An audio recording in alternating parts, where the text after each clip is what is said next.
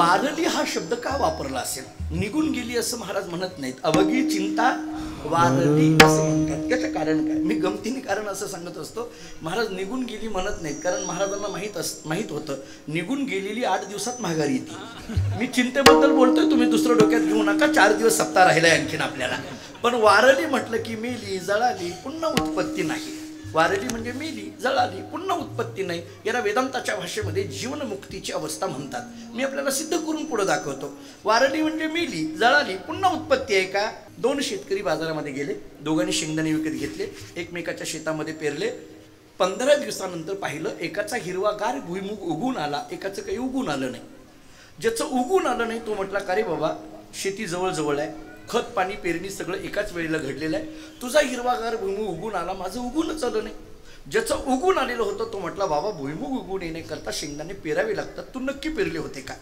ज्याचं उगून आलं नाही तो म्हटला, वेड्या, तू कच्चे पेरले असतील, मी भाजून पेरले होते. उदाहरण संपलं, माझं उदाहरण संपलं. मला सांगा, भाजलं म्हणजे ते उगवतं का? भाजलं म्हणजे मेलं, जळालं, पुन्हा उत्पत्ती नाही. तसं चिंता मेली, जळाली, वारली, पुन्हा उत्पत्ती नाही. अवघी चिंता वारली. माणूस मरणं म्हणजे त्याचं त्या ठिकाणचं प्रारब्ध संपणं. बरोबर आहे? सच्चिदानंद बाबा गेले, त्यांचं प्रारब्ध संपलं. त्यांची बायको सती जाण्याकरता निघाली. जाताना तिनं ज्ञानोबारांना पाहिलं. तिला वाटायला लागलं आपण उडी टाकणार आहोत. जाता जाता महात्म्याचं दर्शन घ्यावं. पाया पडली. ज्ञानोबाराय डोळे झाकून ध्यानस्थ होते. एकदम पाया पडल्याबरोबर ज्ञानेश्वर महाराजांनी आशीर्वाद दिला, सौभाग्यवती भव. ती बाई रडायला लागली, डोळे उघडले. ज्ञानोबारांनी विचारलं, काय झालं रडायला? त्या बाईने सांगितलं, माऊली, तुमचा आशीर्वाद ऐकून दुःख झालं म्हणून मी रडायला लागले. ज्ञानोबारांनी सांगितलं, लोकांना आशीर्वादाचा आनंद होत असतो, तुला दुःख झालं. लोक आनंद व्यक्त करतात. बरं, हा आशीर्वाद मी स्वतःहून दिलाय, तू मागितलेला नाहीये. सौभाग्यवती भव असं मी म्हटलंय, आणि तरी तू रडायला. माझे पती गेले असताना तुम्ही म्हणता सौभाग्यवती भव, मी सती जायला निघाल्यानंतर तुम्ही म्हणता सौभाग्यवती भव. कसं काय हे लागू पडेल? माझे पती गेल्याचं जितकं दुःख आहे त्याच्यापेक्षा सुद्धा संतांच्या मुखातले शब्द आज खोटे होतात, ज्याचं जास्त दुःख आहे. म्हटलं फार दुःख आहे. कोण विश्वास ठेवणार संतांच्या शब्दावर? आज खोटं होतंय माऊली तुमचं बोलणं. ज्ञानोबारांनी विचार केला, मी आशीर्वाद दिला म्हणजे मी नाही, बोलविता धनी वेगळाची, केनापी देवेना हृदय स्थितेना. ज्ञानोबारांनी सांगितलं, तुझ्या नवऱ्याचं नाव काय? तिनं सांगितलं, सच्चिदानंद. ज्ञानेश्वर महाराज हसायला लागले. ती म्हणायला लागली, काय झालं हसायला? ज्ञानोबाराय सांगतात, तुझ्या नवऱ्याचं नाव सच्चिदानंद सांगते. मग नीट ऐक, जे सत असतं, चित असतं, आनंद असतं, ते नित्य आणि पूर्ण असतं, ते कधी मरत नसतं. आपल्याजवळचं पाणी घेतलं, सच्चिदानंदाच्या अंगावर शिंपडलं, कुठं निघाला सच्चिदानंद? ओठा म्हटल्याबरोबर मेले माणूस जिथं उठले. कथा सगळ्याला कळाली. आता पुढचं ऐका. मेलेले सच्चिदानंद बाबा जिवंत झाले. आता पुढचं ऐका. सच्चिदानंद बाबा जाणं म्हणजे त्यांचं प्रारब्ध संपणं. परंतु ज्ञानेश्वर महाराजांसारख्या संतांची भेट झाली की गेलेले सच्चिदानंद बाबा पुन्हा जिवंत होणं, याचा अर्थ प्रारब्ध बदलवण्याचं सामर्थ्य संतांच्या भेटीत आहे. म्हणून संत भेटीच्या काळाला धन्यवाद. धन्यकाळ संत भेटी, धन्यकाळ संत भेटी, पायी मिठी पडली तो, संदेहाची सुटली गाठी, झालो पोटी शीतळ, भव नदीचा झाला तारा, या उत्तरा प्रसादी. संदेहाची सुटली गाठी, झालो पोटी शीतळ, तुका म्हणे मंगळ आता, कोण दाता याहुनी. संदेहाची सुटली गाठी, झालो पोटी शीतळ. रूपी सेवेकरिता म्हणजे निरूपणाकरिता प्राप्त असणारा भंग महान भगवत भक्त जगद्गुरु श्री संत तुकाराम महाराज यांचा अत्यंत प्रसिद्ध महत्त्वाचा संतांच्या भेटीमध्ये प्राप्त झालेली धन्यता व्यक्त करणारा गोड असा 4 चरणाचा अभंग आहे. या अभंगामध्ये जगद्गुरु श्री संत तुकाराम महाराज सांगतायत, आजचा वेळ, आजचा दिवस, आजचा काळ माझ्या जीवनातला अत्यंत धन्य आहे. याचं कारण मला संतांची भेट झाली. संतांच्या भेटीमध्ये काय घडलं? सगळ्या गाठी निघून गेल्या. संदेहाची सुटली गाठी, झालो पोटी शीतळ. एवढंच झालं का? महाराजांनी सांगितलं, संतांची भेट होणं वेगळं आणि संतांच्या मुखातून वचनरूपी प्रसाद ऐकणं वेगळं. संतांच्या मुखातून आलेला जो वचनरूपी प्रसाद आहे, त्या प्रसादाने काय झालं? भवनदीचा झाला तारा, या उत्तरा प्रसादे. आणि भवनदी तरुण जाणं म्हणजे सगळं दुःख निघून जाणं, आणि दुःख निघून जाणं याला मांगल्य म्हणा. आणि हे मांगल्य आमच्या जीवनामध्ये दानरूपाने ज्यांनी टाकलं ते केवळ आणि केवळ संत आहेत. साधारण या अभंगाची भूमिका आपल्या लक्षात येत असेल. हा अभंग जगद्गुरु तुकोबारांच्या गाथ्यातील एक अत्यंत महत्त्वाचा अभंग. सर्वच अभंगाला तसं विशेष रूपाने महत्त्व आहे, परंतु हा अभंग तुकाराम महाराजांच्या आध्यात्मिक चरित्राच्या दृष्टीने सुद्धा महत्त्वाचा आहे असं मला या अभंगाकडे पाहिल्यानंतर जाणवतं.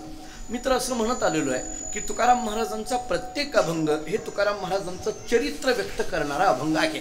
मी आपल्याला याहीपेक्षा थोडंसं पुढचं वाक्य असे सांगेल की जगद्गुरु तुकाराम महाराजांच्या अभंगातून प्रगट होणारं तुकाराम महाराजांचं चरित्र किंवा तुकाराम महाराजांच्या चरित्रातून प्रगट होणारे तुकाराम महाराजांचे अभंग, हा अभंग तुकाराम महाराजांच्या चरित्राच्या दृष्टीने सुद्धा अत्यंत महत्त्वाचा आहे असं म्हणायला हरकत नाही. याचं कारण या अभंगातल्या एका महत्त्वाच्या शब्दाकडे मी आपल्याला घेऊन जातो. संत भेटी हा या अभंगातला सगळ्यात महत्त्वाचा शब्द आहे. तुकाराम महाराज सांगतात, माझ्या जीवनामध्ये संतांची भेट झाली, माझं जीवन धन्य झालं, असा एक साधारण या अभंगाची भूमिका आहे असं म्हणायला हरकत नाही.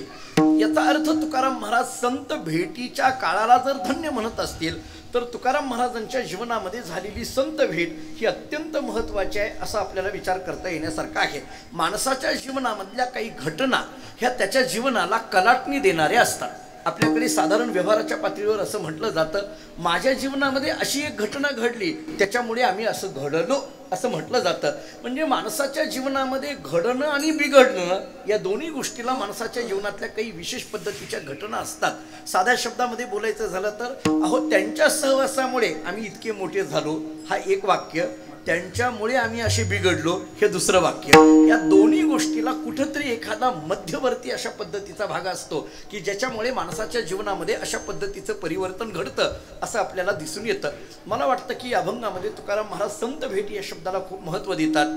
मला थोडंसं त्या अनुषंगाने पुढचं वाक्य असं म्हणायचं आहे, संत भेट होण्याच्या अगोदरचे जगद्गुरु तुकोबार आहे आणि संत भेट झाल्यानंतरचे तुकोबार आहे, असा दोन पद्धतीच्या तुकोबारांच्या चरित्राचा विचार आपल्याला करता येईल. मी पुन्हा एक वाक्य सांगतो, एरवी तुकाराम महाराजांच्या चरित्रात असे दोन भाग करायची गरज नाही, हे माझं पहिलं वाक्य नीट ऐका.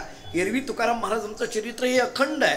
महाराजांच्या किंवा आरतीच्या शब्दात बोलायचं झालं तर तुकिता तुलनेसी ब्रह्म तुकासी आले, ब्रह्म तुकासी आले असं जर तुकोबारांच्या आरतीच्या संबंधाने आपण रोज बोलत असेल तर ते ब्रह्म म्हटलं की अखंड आहे आणि ते अखंड म्हणजे तुकोबारांचं जीवन आहे. मी थोडंसं पुढं बोलू. आमचे गुरुजी, आम्ही ज्यांच्याकडे अभ्यासाला होतो, वैकुंठवासी गुरुरे पाठशाळेमध्ये भाऊ आम्हाला असं म्हणायचे की एखाद्याच्या वेदांताचा अभ्यास करणाऱ्या व्यक्तीने जर विचारलं की ब्रह्म ब्रह्म म्हणजे काय तर त्याला सांगावं, देहूमध्ये जा, जगद्गुरु तुकोबार आहे, हेच ब्रह्म, दुसरं ब्रह्म शोधायचं नाही. तुकाराम महाराज हेच ब्रह्म, दुसरं ब्रह्म आम्हाला माहीत नाही, दुसरी ब्रह्माची आम्हाला व्याख्या माहीत नाही, तुकोबार आहे म्हणजे ब्रह्म असा विचार करता येईल आणि ब्रह्म म्हणजे तुकोबार आहे असाही विचार करता येईल. मी आपल्याला याच्याकरता सांगायला लागलो, तुकाराम महाराज म्हणजे एरवी बघायला गेलं तर अखंड, पण तुम्हाला आम्हाला त्यांच्या चरित्रातले काही बोध आमच्या जीवनाशी ताडून घेता यावे याच्याकरता दोन पद्धतीचा विचार तुकाराम महाराजांच्या चरित्रातून या अभंगाच्या संबंधाने महत्त्वाचा असलेला सांगतो. संत भेट होण्याच्या अगोदरचे तुकाराम महाराज आणि संत भेट झाल्यानंतरचे तुकाराम महाराज, मला या दोन पातळीवर तुकाराम महाराजांचं चरित्र आपल्या समोर मांडायचं आहे. मी आपल्यालाच एक साधे साधे प्रश्न उपस्थित करून पुढे जातो.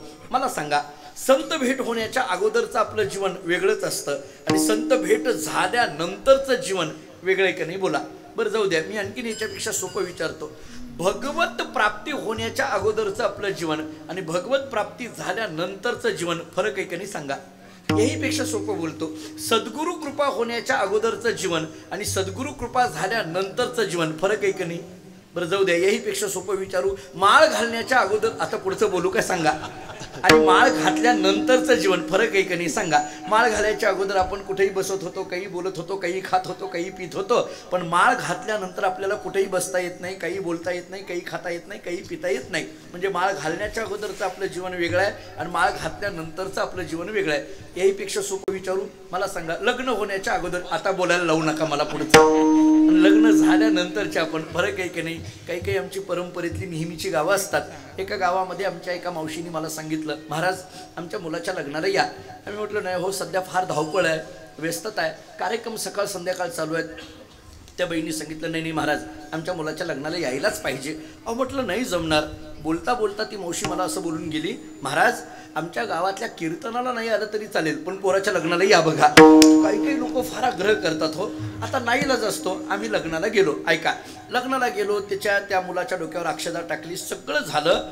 2 वर्षानंतर पुन्हा मी त्याच गावी गेलो, त्याच घरी गेलो आणि त्या मावशींना विचारलं, काय मावशी बरं आहे का? 2 वर्षापूर्वी मुलाच्या लग्नाला फार आग्रहाने आम्हाला बोलवलं होतं, तुम्हाला सुनूक पाहण्याची फार घाई झालेली होती. काय म्हणतोय मुलगा? काय म्हणतोय मुलाचा संसार? कसा चाललाय मुलाचा संसार? चाललाय ना व्यवस्थित? असं म्हटल्याबरोबर त्या मावशीने मला एकच वाक्य सांगितलं, महाराज हा पहिल्यासारखा राहिला नाही. उदाहरण संपलं. कळालं का? पहा, हे पहिल्यासारखा या अंडरलाईन या शब्दाला करा. याचा अर्थ हा लग्नाच्या पूर्वी वेगळाच वागत होता आणि लग्नानंतर वेगळाच वागायला लागला. हे जर प्रपंचात असेल तर परमार्थात का नसेल? संत भेट होण्याच्या अगोदरचं आपलं जीवन आणि संत भेट झाल्यानंतरचं जीवन फरक आहे. मी तुकाराम महाराजांच्याच गाथ्यातली 2 प्रमाणं देऊन या विषयाला आणखीन विस्तारित करतो. ऐका. संत भेट होण्याच्या अगोदर मला या अभंगामध्ये ज्या शब्दाकडे आपल्याला घेऊन जायचं आहे, धन्य काळ संत भेटी, मला इथंच घेऊन जायचं आहे. त्याच्या अनुषंगाने मी प्रस्तावना करतोय. तुकाराम महाराज सांगतात, संत भेट होत नाहीये तोपर्यंत माझ्या अंतःकरणामध्ये चिंता आहे. मी प्रत्येकाला विचारायला लागलोय, पुसावेसी हेची वाटे, जे जे भेटे तयासी, देव कृपा करील मज काय लाज राखील. तुकाराम महाराज म्हणतात, आणखीन माझ्यावर देवाची कृपा झाली नाहीये म्हणून मी पुसावेसी हेची वाटे, जे जे भेटे तयासी. मी प्रत्येकाला विचारायला लागलो, देव कृपा करील मज काय लाज राखील. कधी माझ्यावर देवाची कृपा होईल, कधी माझ्यावर देवाची कृपा होईल, काही मी उद्धार पावेन, काही कृपा करील नारायण. ऐसे सांगा तुम्ही संत जन, करा समाधान चित्त माझे. मी प्रत्येकाला प्रत्येकाला विचारायला लागलो, पण माझ्यावर देवाची कृपा कधी होईल हे सांगणारे संत मात्र मला भेटेनात. आणि म्हणून तुकाराम महाराज सांगतात, मला चिंता वाटायला लागली. कशाची चिंता वाटायला लागली? तुकोबरांचे शब्द आहेत. तुका म्हणे चिंता वाटे,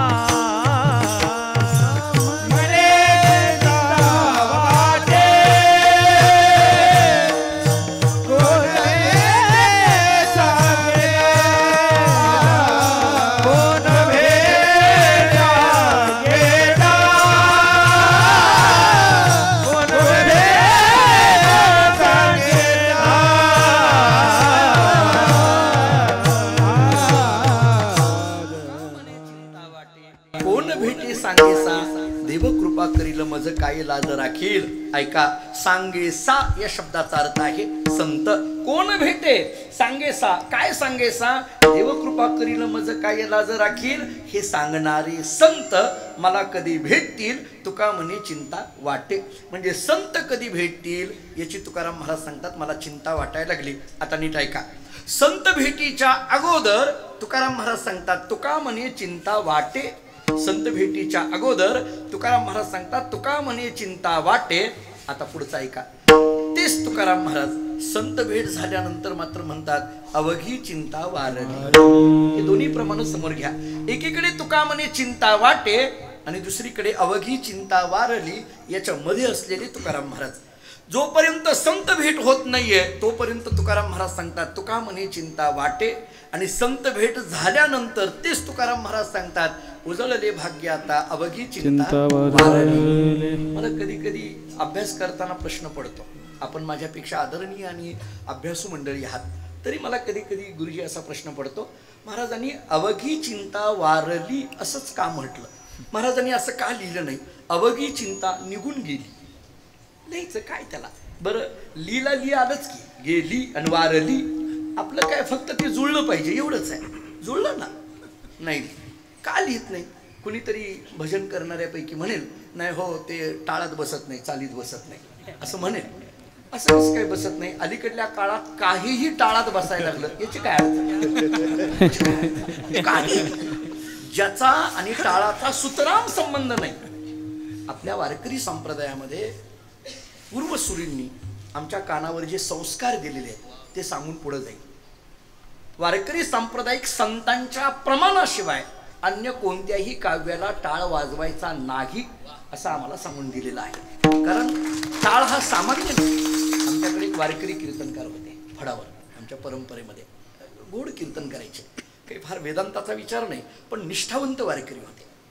एवढं गोड करायचे कीर्तन. ते बोलता बोलता एकदा कीर्तनात असं म्हटले की टाळ म्हणजे काय, अहंकाराचा विटाळ घालवणं म्हणजे टाळ वाजवणं.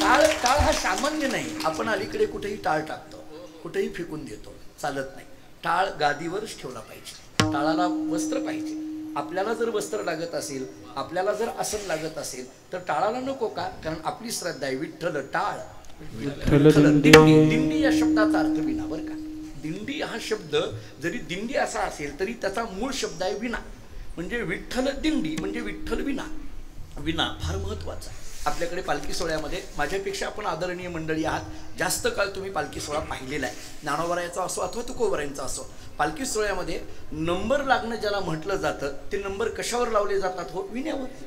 नंबर कशावर? नंबर तिथं कोणी मोकळी माणसं उभा राहण्याने नंबर लागत नाहीत. नंबर धरला कशाने जातो? विण्यावर. विना महत्वाचा असतो. विनेकरी फार महत्वाचा असतो. विनेकरी आपल्याकडे अशी श्रद्धा आहे महाराज, आता मी बोलूनच जातो, इथं आहे आपल्याकडे श्रद्धा अशी आहे की विनेकरी एकतर त्याच्या अंगावर धोतर पाहिजे, नेहरू शर्ट पाहिजे, विना घेतल्यानंतर त्याच्या डोक्यावर फेटाच पाहिजे. आपल्याकडे बघा तुम्ही, मला आनंद वाटला विनेकरी बघून, इतका आनंद वाटला. काही काही ठिकाणी विनेकरी विजरीवर असतात. कसं काय जमायचं? कसं आम्ही पाया पडायचं त्यांच्या, कसा विना घ्यायचा आम्ही?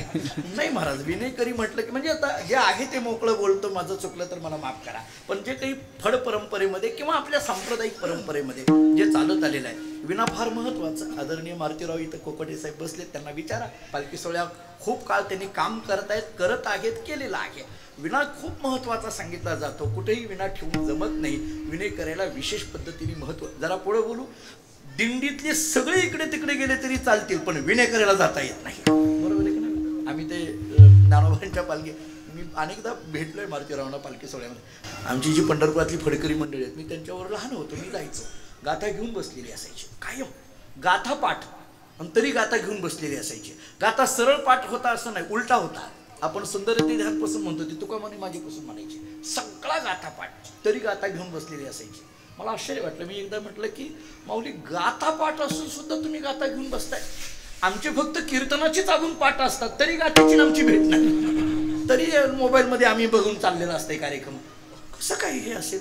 मला त्यांनी एक वाक्य सांगितलं. भोसरीकर मौलींनी मला असं सांगितलं की गाथा पाठ असो काही असो तरी सुद्धा रोज गाथ्याच्या अभंगावरनं बोट फिरवायचीच रोज. मला तर सांगितलं, कीर्तनाला जाताना जो अभंग तुम्ही घ्यायचा आहे तो तुमचा पाठ जरी असला तरी पुन्हा गाथ्यामध्ये बघायचा, त्याच्यावरनं बोट फिरवायचं, मगच कीर्तनाला जायचं. पाहुनिया ग्रंथ. मी म्हटलं का? त्यांनी दोन अर्थ मला सांगितले, मी तेवढे आपल्या समोर मांडतो. जुन्या मंडळींचे शब्द काय होते जरा ऐका. त्यांनी मला एक सांगितला अर्थ, तुम्ही कीर्तनाला जाताना अभंग पाहण्याकरता गाथा उघडणार. आपल्या वारकऱ्यामध्ये श्रद्धा अशी आहे की गाथ्याच्या पाया पडल्याशिवाय आपण गाथा उघडत नाही. आणि कीर्तनाला जाताना गाथा अभंग पाहण्याकरता गाथ्याच्या पाया पडून जाणार, म्हणजे प्रत्यक्ष तुकाराम महाराजांच्या पाया पडून कीर्तनाला तुम्ही जाणार. हा त्यातला एक अर्थ. आणि दुसरा अर्थ त्यांनी असा सांगितला, पुन्हा पुन्हा त्या शब्दावरनं बोट फिरवत असताना त्या अक्षरांची सेवा ती होत असते. आणि अक्षरांची सेवा केली की ती अक्षरच तुमच्यावर कधीतरी कृपा करतात आणि ती अक्षरं असं सांगतात, जाऊन कीर्तनामध्ये सांगा माझा अर्थ असा आहे, म्हणून पुन्हा पुन्हा त्या शब्दावरनं बोटं फिरवायचे असं सांगायचे. भोसरीकर मोडी एवढं गोड बोलायचे. ते दिंडीमध्ये अर्धी दिंडी रिकामी झाली, विनेकरीच फक्त राहिला. ते सगळे बिस्किट गोळा करायला गेले. मी आपलं माऊलींना म्हटलं, हे कसं काय? म्हटलं हे अर्धी दिंडी रिकामी झाली, हे पुढं कसे काय गेले? त्यांनी प्रमाणात एकच उत्तर दिलं, पापाची कळप पळती पुढे, एवढंच उत्तर दिलं. तुम्ही आता ऐकून घ्या. नाही, मला सांगायचं आहे, दिंडी म्हणजे विना हा महत्वाचा आहे, टाळ महत्वाचा आहे, मृदंग महत्वाचा आहे. आमचे जे वारकरी कीर्तनकार ते मृदंगाबद्दल असं म्हणायचे. आता हे मृदंग आहे, दोन्ही आता अतिशय दिग्गज आहेत. ते जे वाजवणं आहे, ते जे लाकूड आहे, ते खैर असेल, सिसम असेल, जे काही असेल, निर्जीव आहे. म्हणजे ते लाकूड तोडलेलं आहे, त्याच्यापासून ते बनवलेलं आहे. ते बोलताना असं म्हणायचे, हा मृदंग म्हणजे काय? मृत असून सुद्धा भगवंताच्या भजनात दंग आहे, तो मृदंग आहे असं म्हणायचं. मृत आहे, ते लाकूड आहे, पण त्या लाकडाला सुद्धा कळतं देवाच्या भजनात दंग व्हावं. मला एवढंच बोलायचं आहे, लाकडाला सुद्धा कळतं. या सुद्धा शब्दाला जरा अंडरलाईन द्या. वारली हा शब्द का वापरला असेल? निघून गेली असं महाराज म्हणत नाहीत. अवघी चिंता वारली असं म्हणतात. याचं कारण काय? मी गमतीने कारण असं सांगत असतो. महाराज निघून गेली म्हणत नाहीत, कारण महाराजांना माहीत होतं निघून गेलेली 8 दिवसात माघारी येते. मी चिंतेबद्दल बोलतोय, तुम्ही दुसरं डोक्यात घेऊ नका. 4 दिवस सप्ताह राहिलाय आणखीन आपल्याला. पण वारली म्हटलं की मेली, जळाली, पुन्हा उत्पत्ती नाही. वारली म्हणजे मेली, जळाली, पुन्हा उत्पत्ती नाही. याला वेदांताच्या भाषेमध्ये जीवनमुक्तीची अवस्था म्हणतात. मी आपल्याला सिद्ध करून पुढे दाखवतो. वारली म्हणजे मेली, जळाली, पुन्हा उत्पत्ती आहे का? आपण सगळी ग्रामीण भागातून शेतकरी वर्गातून आपण येणारी मंडळी आहोत. 2 शेतकरी बाजारामध्ये गेले, दोघांनी शेंगदाणे विकत घेतले, एकमेकाच्या शेतामध्ये पेरले. 15 दिवसानंतर पाहिलं एकाचा हिरवागार भुईमुग उगून आला, एकाचं काही उगून आलं नाही. ज्याचं उगून आलं नाही तो म्हटला, का रे बाबा, शेती जवळ आहे, खत पाणी पेरणी सगळं एकाच वेळेला घडलेलं आहे, तुझा हिरवागार भुईमुग उगून आला, माझं उगूनच आलं नाही. ज्याचं उगून आलेलं होतं तो म्हटला, बाबा भुईमुग उगून येण्याकरता शेंगदाणे पेरावे लागतात, तू नक्की पेरले होते का?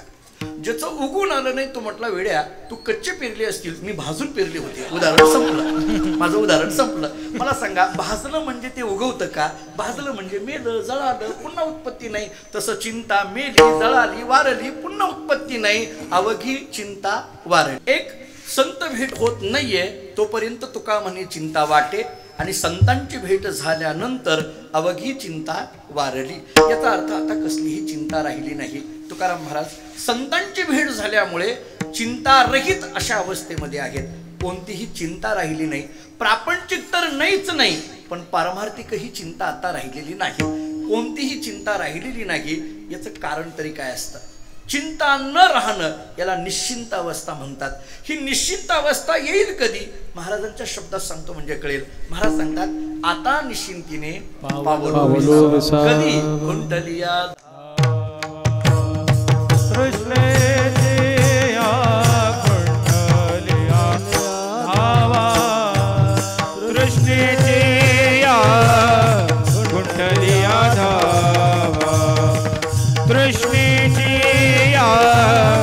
कुंडलिया धावा. आता निश्चिंतीने पावलो विसावा. आता निश्चिंतीने पावलो विसावा. आता निश्चिंतीने पावलो विसावा. आता निश्चिंतीने पावलो विसावा.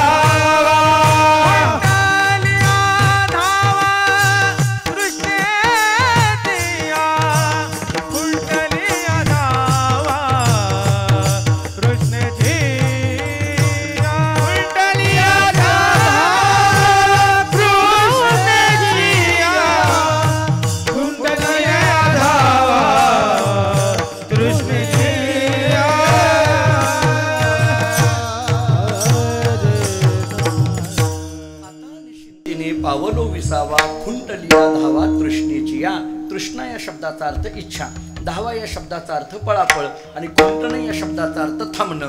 इच्छेची पळापळ थांबली, चिंता संपली, निश्चिंत अवस्था प्राप्त झाली. ऐका, प्रपंचातलं आणि परमार्थातली 2 वाक्य सांगून पुढे जातो या इच्छेच्या संबंधाने.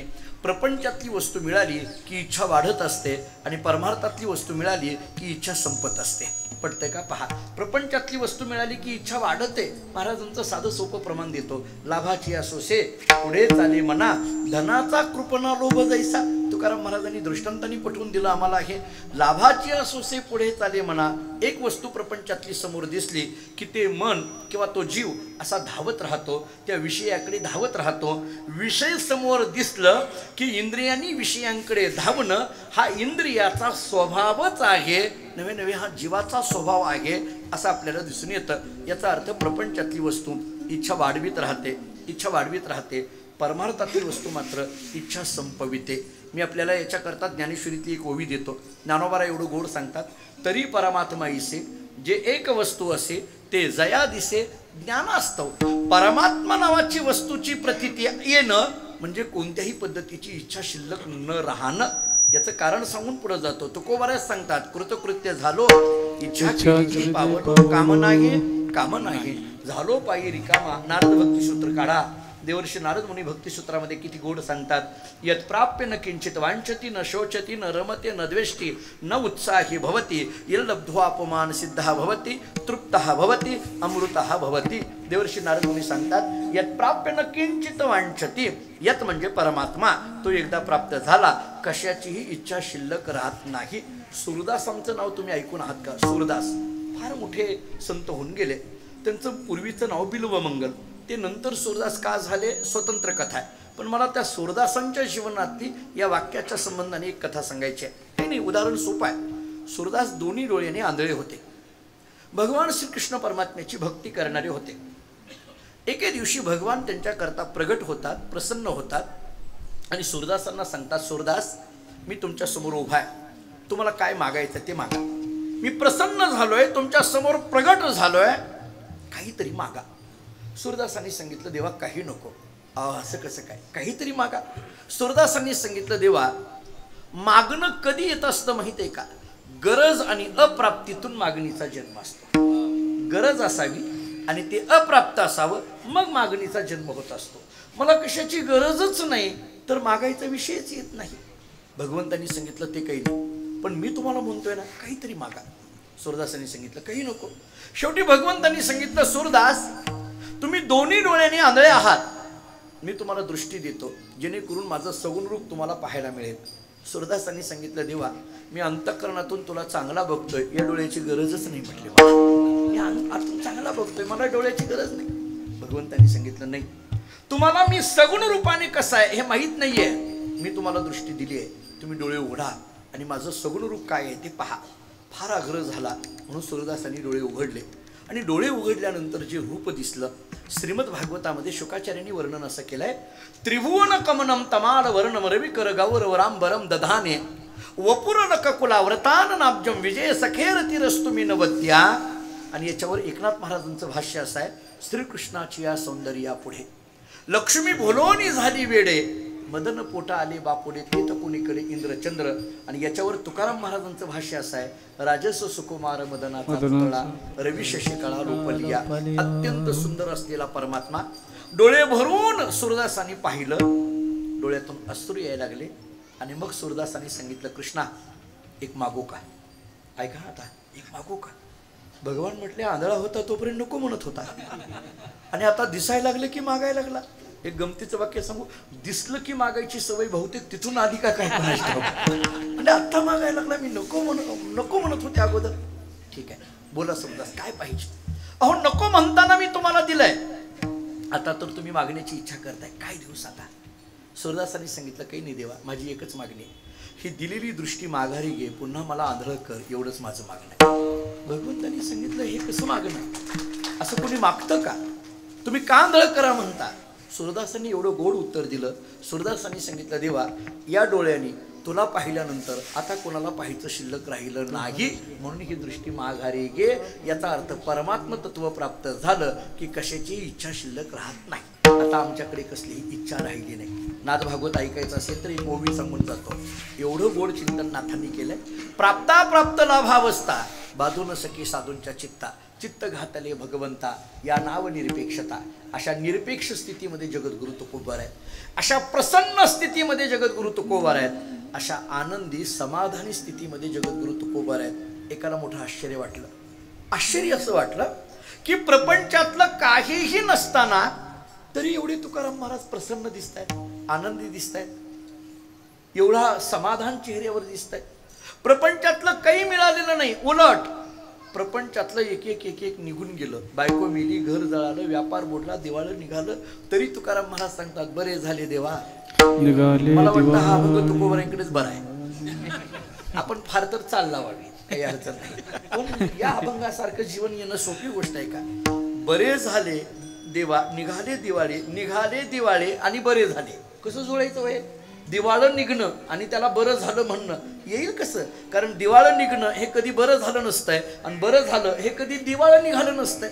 दिवाळं निघणं आणि बरं झालं हे एकमेकाच्या विरुद्ध अर्थी असलेले दोन शब्द हे एकत्रित येतीलच कसे? का अभंगामध्ये कधी कधी बऱ्याचदा विरुद्ध असलेले विचार तुकाराम महाराजांच्या अभंगामध्ये एकत्रित आलेले दिसून येतात. पहा, मी आपल्या ऐकण्यातली काही प्रमाणं सांगून पुढे जातो.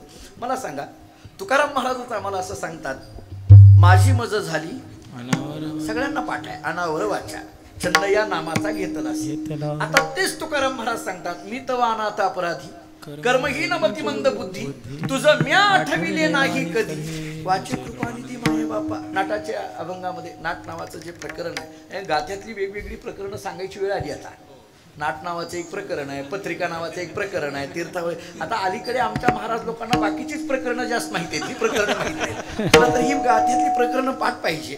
तीर्थावळी म्हणजे काय, पत्रिका म्हणजे काय, बाळक्रीडा म्हणजे काय, नाट म्हणजे काय, काय इतके गोड अभंग आहेत महाराज.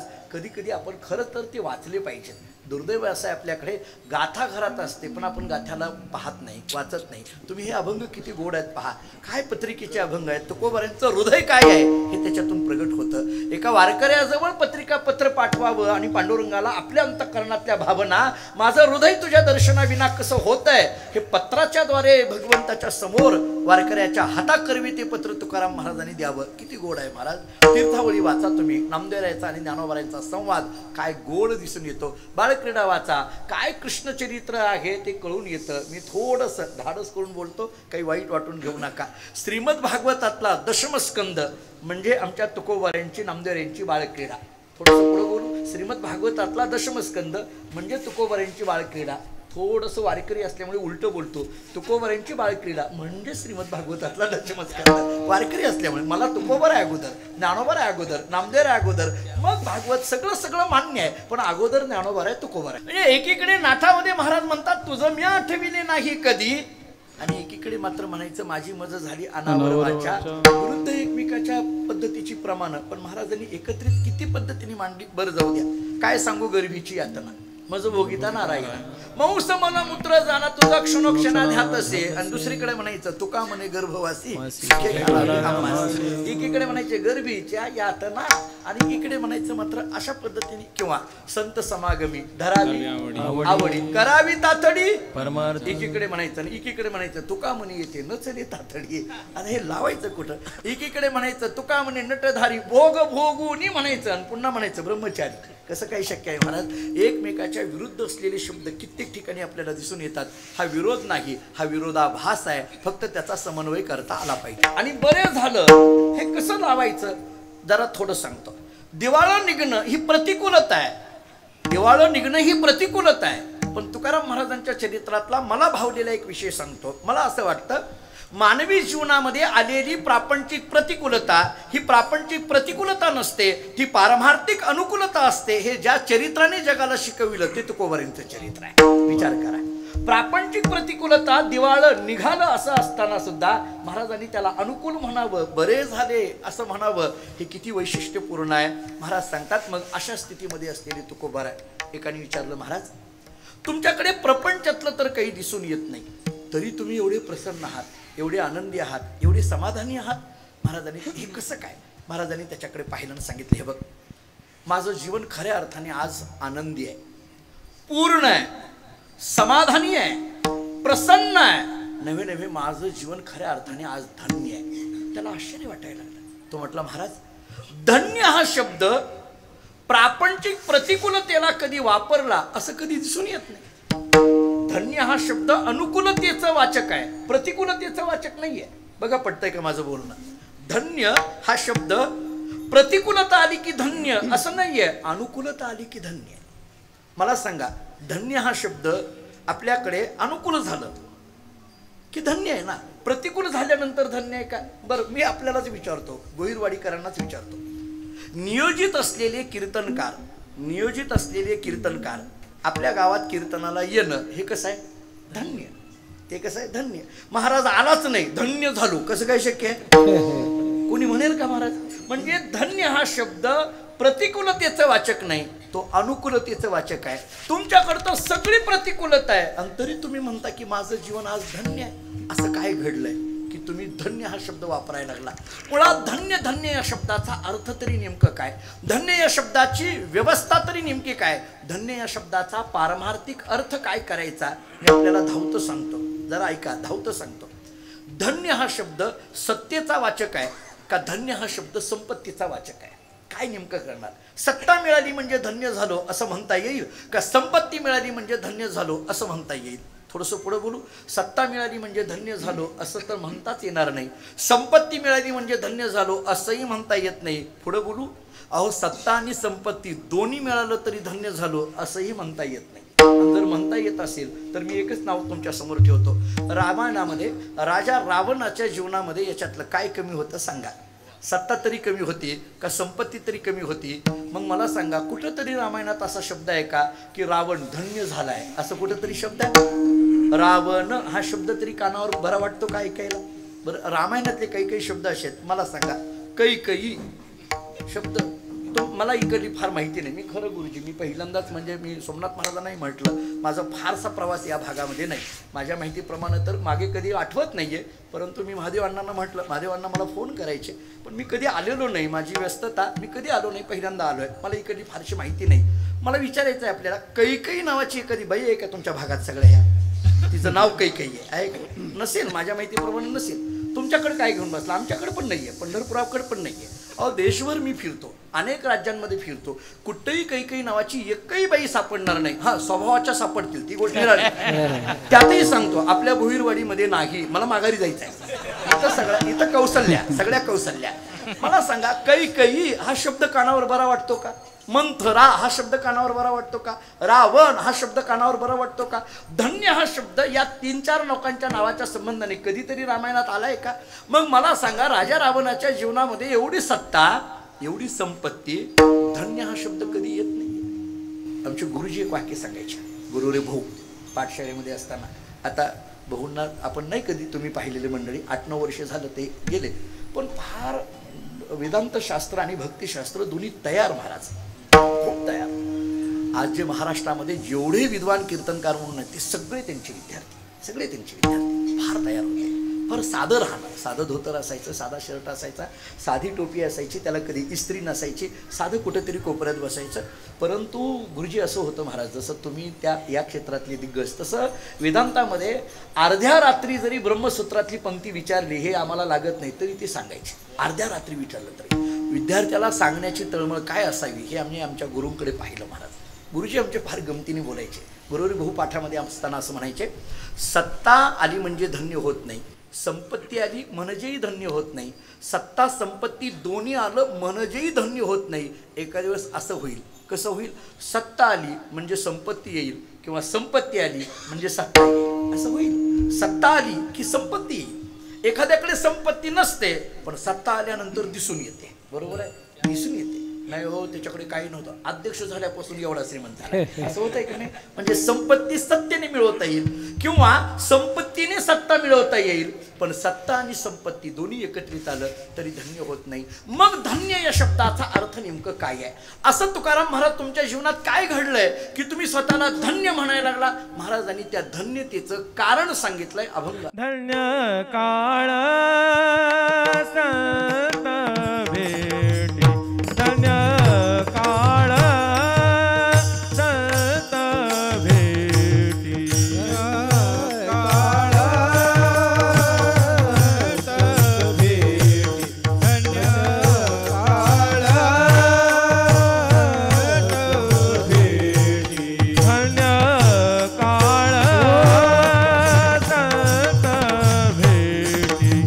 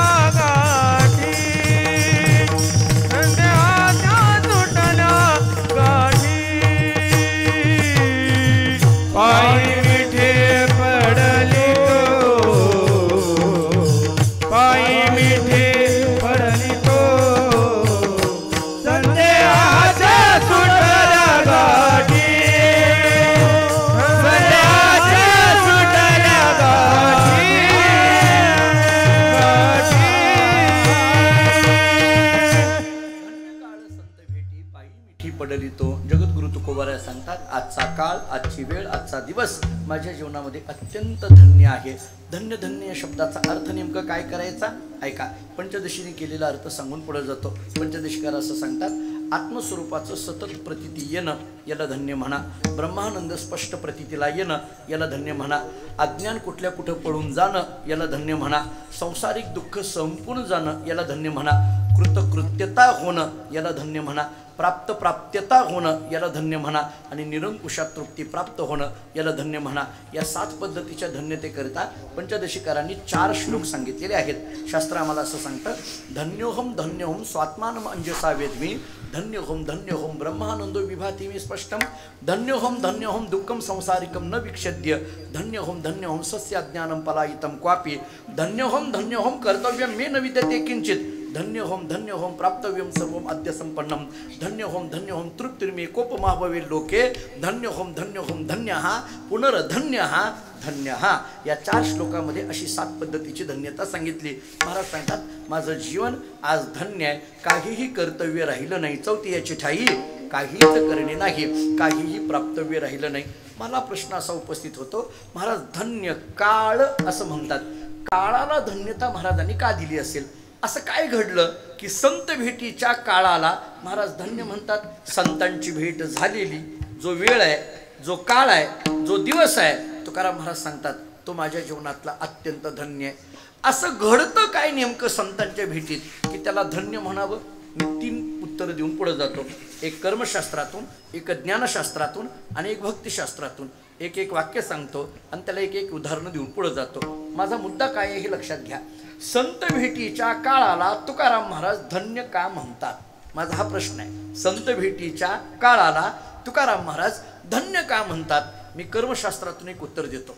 सगळं कर्मशास्त्र सांगणे इतकी आपल्याकडे वेळ नाही, पण एक उत्तर देऊन पुढे जातो. कर्मशास्त्राचा नियम असा आहे, प्रारब्ध कोणालाही बदलविता येत नाही, हा कर्मशास्त्राचा नियम आहे.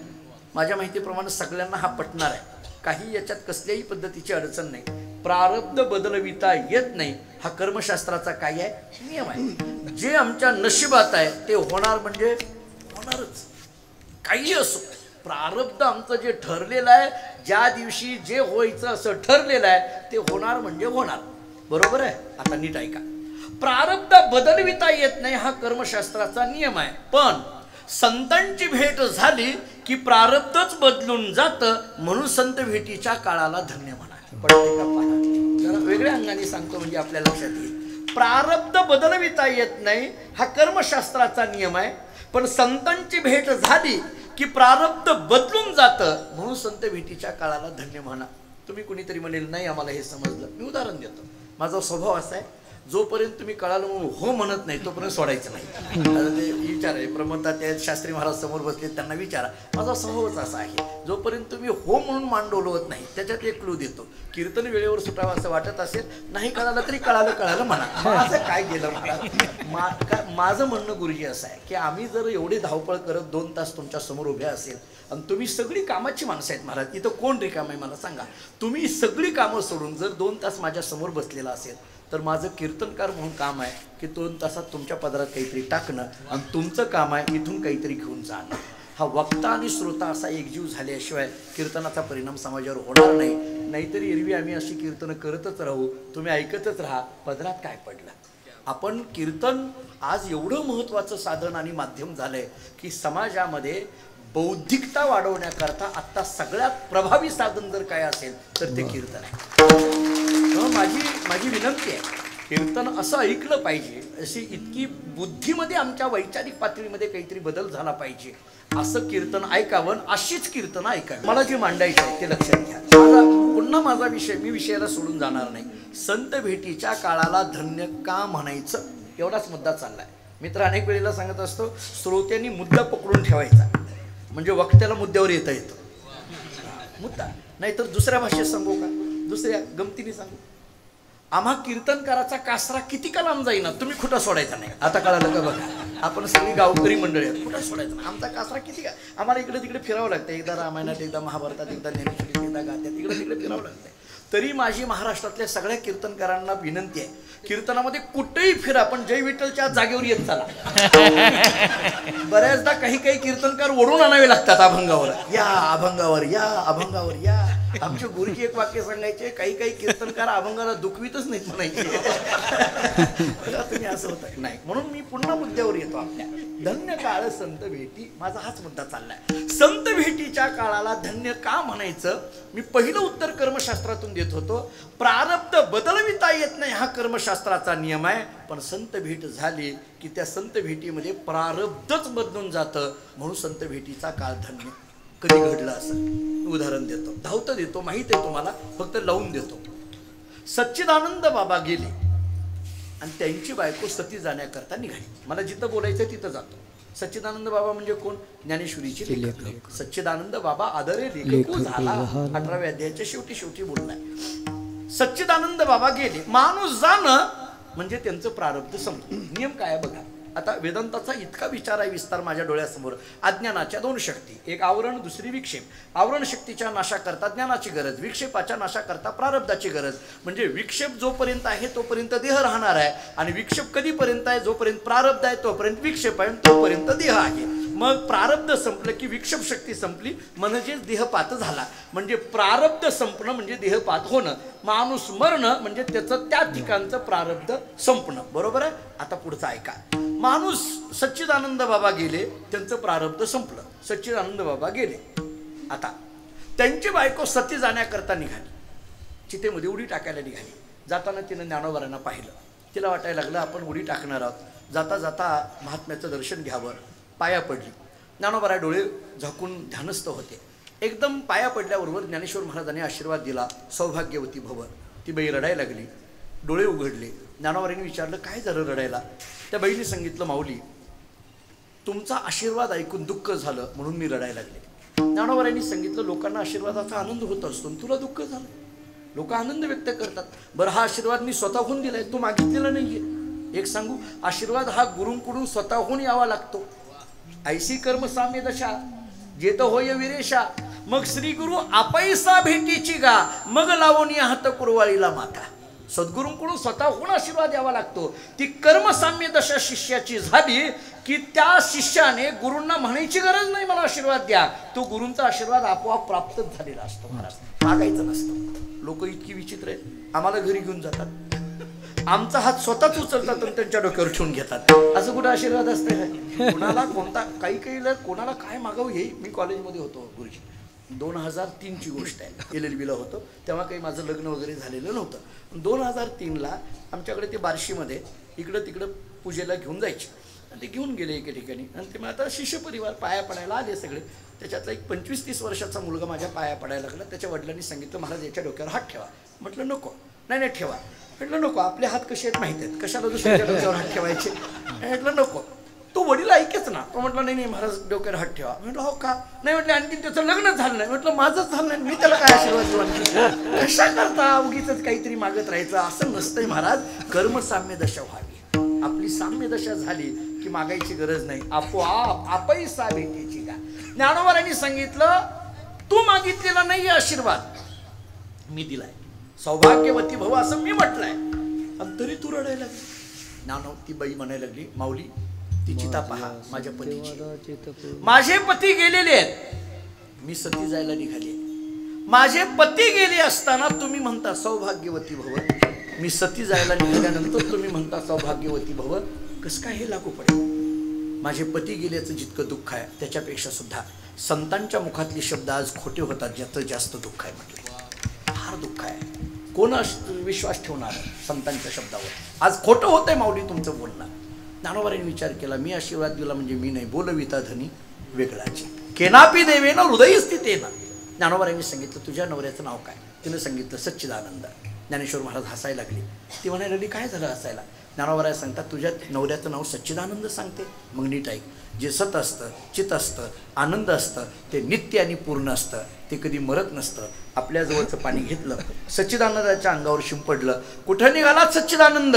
ओठा म्हटल्याबरोबर मेले माणूस जिथं उठले. कथा सगळ्याला कळाली. आता पुढचं ऐका. मेलेले सच्चिदानंद बाबा जिवंत झाले. आता पुढचं ऐका. सच्चिदानंद बाबा जाणं म्हणजे त्यांचं प्रारब्ध संपणं. परंतु ज्ञानेश्वर महाराजांसारख्या संतांची भेट झाली की गेलेले सच्चिदानंद बाबा पुन्हा जिवंत होणं, याचा अर्थ प्रारब्ध बदलवण्याचं सामर्थ्य संतांच्या भेटीत आहे. म्हणून संत भेटीच्या काळाला धन्य म्हणा. आता दुसरा विचार ज्ञानशास्त्रातून. ज्ञानशास्त्र आम्हाला सांगतं आत्मा परमात्मा. आत्मा परमात्मा तुझं आहे, तुझं पाशी. आतापर्यंत जर कळालं नसेल तर ते संतांकरवी कळून घ्यावं. जुनार जुगादीचे नाणी बहुता काळाचे ठेवणे, लोपले होते पारिकपणे, ठाव चळीने चुकविला, नाटामध्ये महाराजांचे शब्द आहेत. मग आमचीच वस्तू आहे, आम्हाला कळाली नाहीये, ती कशी कळेल? तो का म्हणे होता ठेवा, तो या भावा सापडला. हे ज्ञान पैगा बरवी, जरी मनिया की आणावी, तरी संता या भजावे सर्वस्वीशी. हरपले आपण पे पावे, संता ती पाहता घेऊसावी. मनोनिवा नावे ऐकावे तिथी सदा. कितीतरी ज्ञानोबरांच्या ओव्या मी आपल्या समोर ठेवील. आमची वस्तू आम्हाला मिळवून देण्याचं काम संत करतात. असं का घडावं? हो, आमचंच आहे ना. हो, आमच्या जवळ आहे ना. हो, मग आमचं आम्हाला मिळवण्याकरता संतांकडे का जायचं? एका वाक्यात उत्तर देतो. पूर्वीच्या काळामध्ये गुरखा असायचा बघा, गुरखा. ते पूर्वी लाईट नाही, बॅटरी नाही, हातात कंदील घेऊन, तुम्हाला आठवत असेल जुनी मंडळी, आपण हातात कंदील घेऊन फिरावं लागायचं. तो जुन्या काळातला गुरखा हातात कंदील घेऊन फिरायला लागला. रात्री 2 वाजता जागे राहा जागे राहा ओरडायला लागला. आता तो गुरखा, त्याला बिडी ओढायची सवय, खिशात हात घातला, बिडी आहे पण काळीपिठी नाही. एका झोपलेल्या माणसाला उठवलं, उठा. तो का रे बाबा का उठवलं? नाही मला बिडी आहे पण काळीपिठी नाही, घरातून तेवढी काळीपिठी आणून द्या. ज्याला उठवलं त्यांनी डोळे उघडले, त्या गुरख्याकडे पाहिलं आणि त्याच्या हातातल्या कंदिलाकडे पाहिलं. झोपीतून उठलेला मनुष्य म्हणायला लागला, भल्या माणसा तुझ्या हातात कंदील आहे, काच वर केली असती तर बिडी पेटली असती, एवढ्या रात्रीचं मला कशाला उठवलं? तो म्हटलं हे सांगायलाच उठवलं, बाकी कशा करता नाही. उदाहरण संपलं. आता मला सांगा, कंदील आहे, अग्नी आहे, बिडी पेटते आहे, हे सगळं खरं आहे, पण हे सांगायला कोणीतरी तिसरं लागलं. तसा हा देह आहे, त्यात असलेला आत्मा, तो परमात्मा, हे सगळं खरं आहे, पण हे सांगायला कोणीतरी तिसरं लागतं. त्यांचं नाव संत. म्हणून संत भेटीच्या काळाला धन्य म्हणा. कर्मशास्त्र झालं, ज्ञानशास्त्र झालं. आता भक्तिशास्त्र धावतं सांगतो. भक्तिशास्त्र असं आहे, सगुण असलेल्या पांडुरंगाची भेट आम्हाला ताबडतोब व्हायची असेल तर संतांची भेट व्हावी. संत दर्शनी हा लाभ पद्मनाभपुरीला, म्हणजे संतांच्या भेटीतच पांडुरंगाचा साक्षात्कार होतो. म्हणून संत भेटीच्या काळाला धन्य म्हणा. महाराजांना विचारलं, महाराज धन्य काळ संत भेटी. संतांची भेट झाल्यावर काय केलं? पायी मिठी पडलितो. महाराजांचे शब्द आहेत, पायी मिठी पडलितो. संतांच्या पायाला मिठी मारली. हे पायी शब्द खूप महत्वाचा आहे बरं का. उत्तमानाम स्वरूपम ही पाद शब्देन भण्यते. शास्त्र सांगतं संतांच्या पायाला मिठी मारणं म्हणजे काय आहे? आलिंगन घडे मोक्ष सायता स्थितीमध्ये ही मिठी शब्द खूप महत्वाचा आहे. संतांच्या पायाला मिठी. आपल्याकडे बघा तुम्ही काय आहे, दर्शनाची जी पद्धत आहे की नाही आपल्याकडे फार महत्वाची आहे. आता अलीकडल्या काळात लोक कसंही दर्शन घेतात ती गोष्ट नाही राहिली. पाया पडताना सुद्धा कसं पडावं. श्री संताची माथा चरणावर. एकाने मला महाराज आता हे काय आम्ही काय मला आमच्याकडे तर एक कर्नाटकामध्ये एकाने पाया पडताना चिमटा घेतला. किती अवघड आहे हो. काय काही कधी कधी काही कळत नाही हे जे. पण मिठी हा शब्द खूप महत्वाचा आहे. संतांच्याच पायाला का? रामायण ऐकलेली मंडळी आपण आहात. तर हनुमंतरायाची मूर्ती प्राणप्रतिष्ठा होणार आहे. तुम्ही ऐका. रामायणामध्ये इतका गोड विषय हनुमंतरायाच्या संबंधाने सांगितला जातो. कुठं जिथं बोलायचं तिथं घेऊन जातो. लक्ष्मण शक्तीचं प्रकरण काढा. लक्ष्मणाला शक्ती लागली. रामचंद्र प्रभू डोक्याला हात लावून बसले. बोलता बोलता त्यांच्या मुखातून शब्द येऊ लागले, मला आता त्या रावणाशी युद्ध करायचं नाही, मला त्या सीतेशीही काही घेणं देणं नाही, माझं आता विशेष काही घेणं देणं नाही, कारण माझा लक्ष्मण गेला, मी आता कोणाबरोबर करायचं, कशा करता करायचं.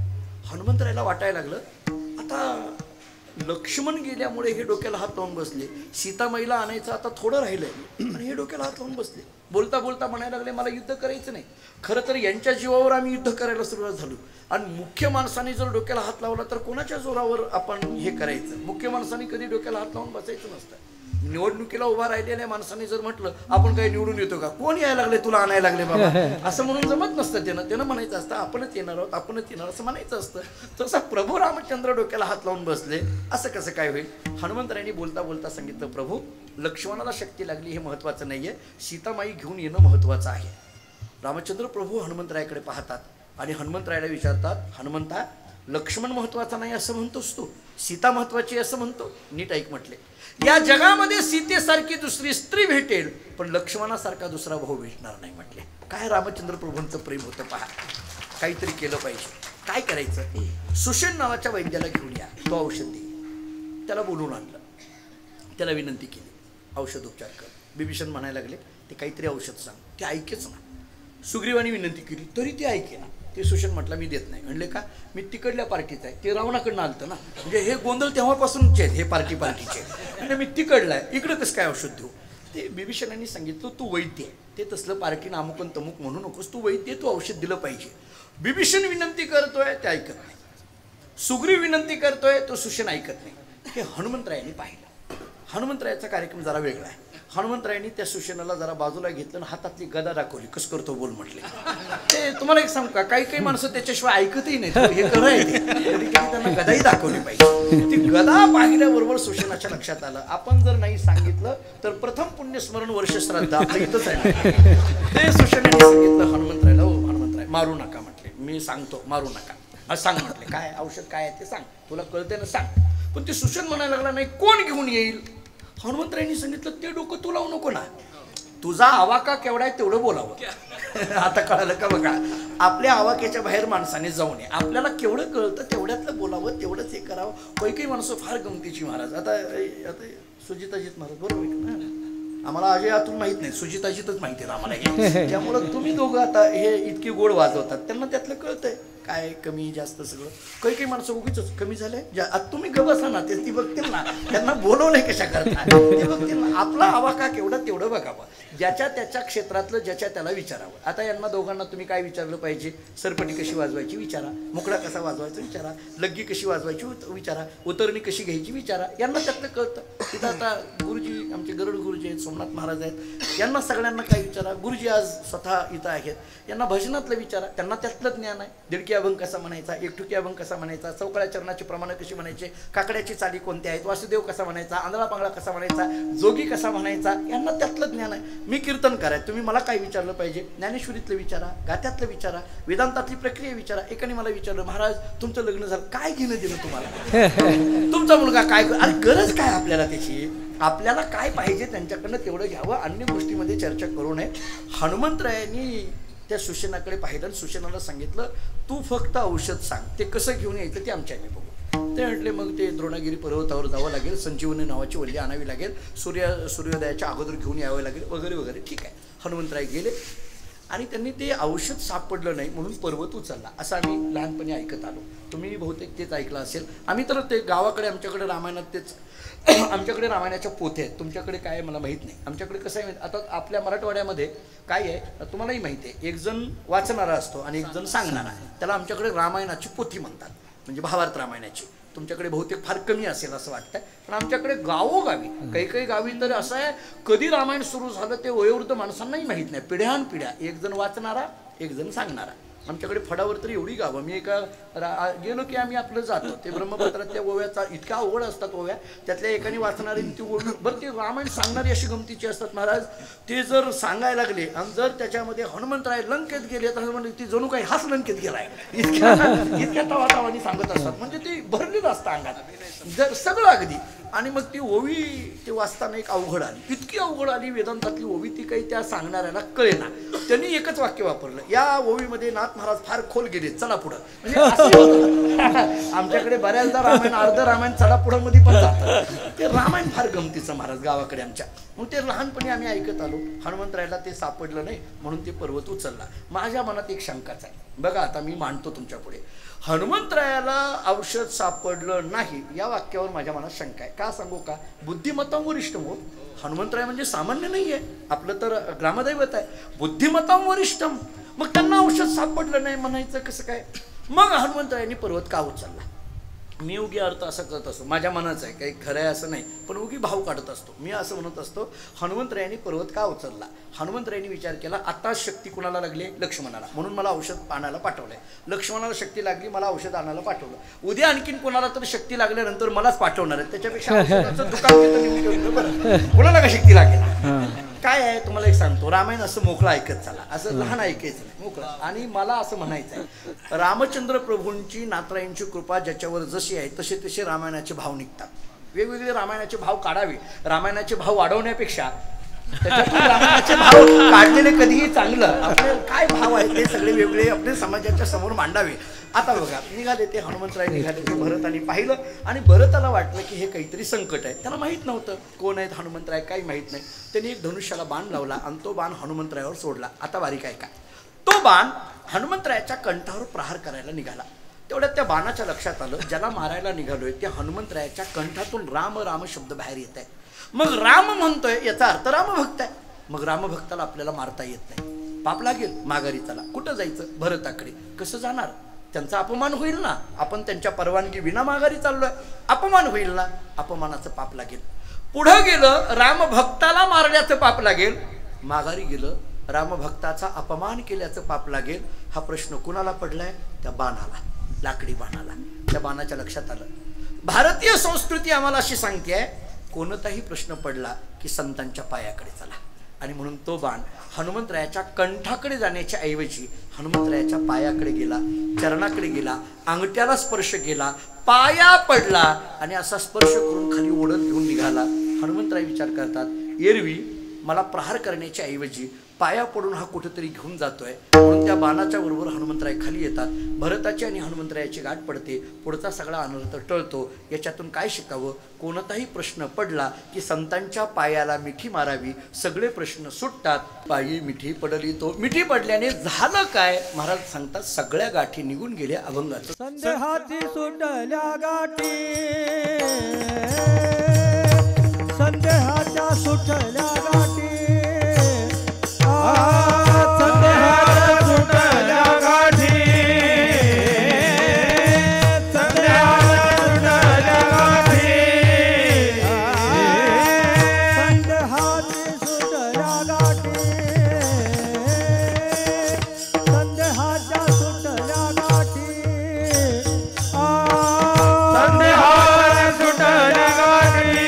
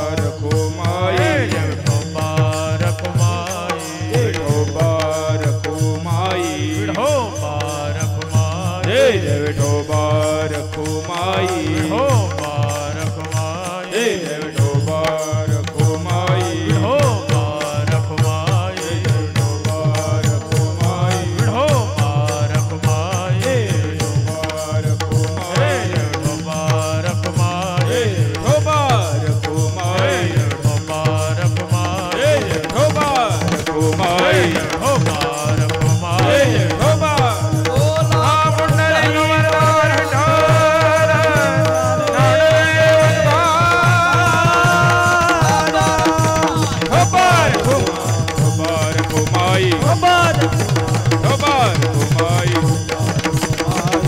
रखुमाई विठोबा बोला पुंडरी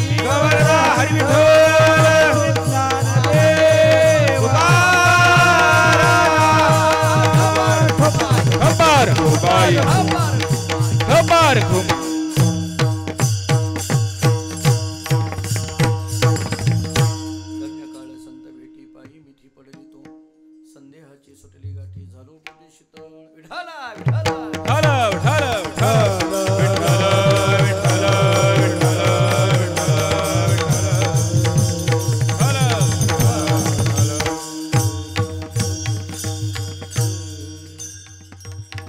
पहिल्या चरणाचा विचार आपण आतापर्यंत करून आलो.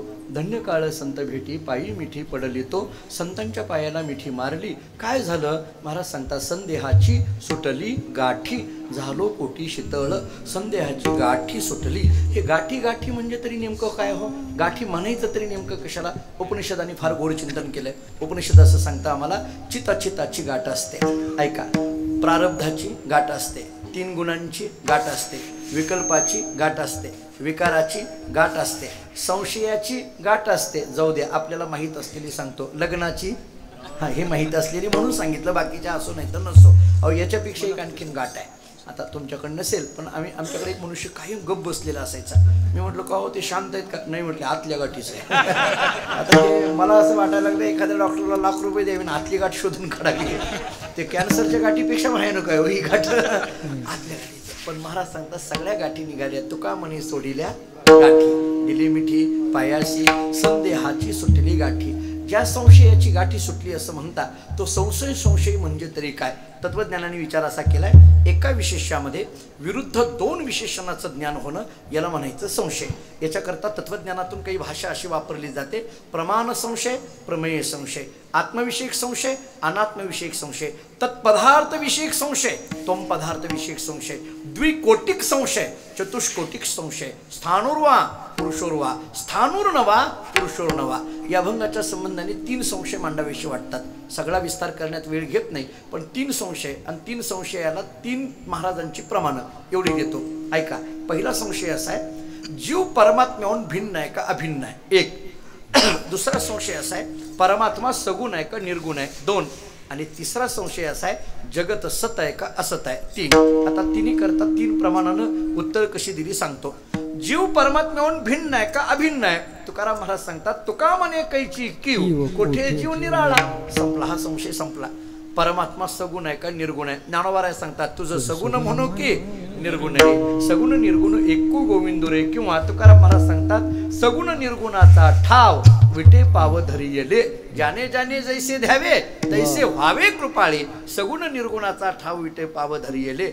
दुसरा संशय संपला. आता तिसरा संशय कोणता? जगत सत म्हणायचं का असत म्हणायचं? तुकाराम महाराजांच्या निर्याणातला एकच अभंग सांगतो, रज्जू सर्पाकार भास येले जगडंबर. भास येले जग सत म्हणायचं का असत म्हणायचं? तुकाराम महाराज सांगतात, भास येले भासलं असं म्हणायचं. आमचे गुरुजी वैकुंठवासी भाऊ पाठामध्ये असताना असं सांगायचे शास्त्री महाराज, ते असं म्हणायचे, जग केलं म्हणायचं, जग झालं म्हणायचं का जग भासलं म्हणायचं? जग केलं म्हटलं की आरंभवाद, जग झालं म्हटलं की परिणामवाद, आणि जग भासलं म्हटलं की विवर्तवाद. आरंभवाद म्हटलं की नैयायिक, परिणामवाद म्हटलं की सांख्य, आणि विवर्तवाद म्हटलं की वेदांत. आमच्यातल्या सगळ्या गाठी निघून गेल्या. झालो पोटे शीतळ. हा शीतळ शब्द खूप महत्वाचा आहे. मग जो गुरुजींनी गायला ना शीतळ, फार इतका गोड गायला गुरुजींनी. मला गायला येत नाही पण गाणं ऐकायचा फार छंद आहे आपल्याला. इतकं गोड गायलं मग अशी. झालो पोटी शीतळ. हा शीतळ शब्द काय आहे? शीतळ शीतळ या शब्दाचा अर्थ काय? मी 2-3 अर्थ सांगतो. शीतळ या शब्दाचा एक साधारण अर्थ आहे शांतता. शीतळ या शब्दाचा दुसरा अर्थ आहे चांगलं, आणि शीतळ या शब्दाचा तिसरा अर्थ आहे मोकळा. झालो पोटी शीतळ. पोटी शीतळ म्हणजे पोटामध्ये आता मोकळा झालो. हे मोकळा शब्द खूप महत्वाचा आहे. मोकळे मन रसाळवाणी, याची गुणी संपन्न तो मोकळा. भागवतामध्ये सगळ्या गोपिका एकदा कृष्णाला विचारतात, कृष्णा आम्ही एवढं तुझ्यावर प्रेम करतो, तो आमच्याकडे डोंकूनही बघत नाही, आणि त्या बासरीला मात्र काही सोडत नाही. का रे बाबा, असं काय आहे त्या बासरीमध्ये? तू ती बासरी बाजूलाच काढत नाही, असं काय आहे? भगवंतांनी सांगितलं ती बासरी मला फार आवडते. म्हणले का आवडते? भगवंतांनी त्याची 3 कारणं सांगितली. ऐका, ही बासरी मला का आवडते? पहिलं कारण, मी वाजवल्याशिवाय वाजत नाही म्हणून आवडते म्हटले. भगवान किती गोड बोलतात पहा, वाजवल्याशिवाय वाजत नाही. एक, जेव्हा जेव्हा वाजायचा प्रसंग येतो तेव्हा तेव्हा ती मधुरच वाजते, कटू कधी वाजत नाही. 2, आणि तिसरी महत्वाची गोष्ट, या बासरीमध्ये इथून तिथून गाठ नाही म्हणून मला आवडते. झालो पोटी शीतळ, याला म्हणा मोकळं असावे माणसाने. असं इथून तिथून कसली गाठ नसणं, याला खऱ्या अर्थाचं मोकळं म्हटलं जातं. महाराज सांगतात संदेहाची सुटली गाठी, झालो पोटी शीतळ. आता एवढंच नाही, संतांच्या मुखातून एक वचनरूपी प्रसाद येतो. त्यांनी काय झालं, महाराज अभंगाच्या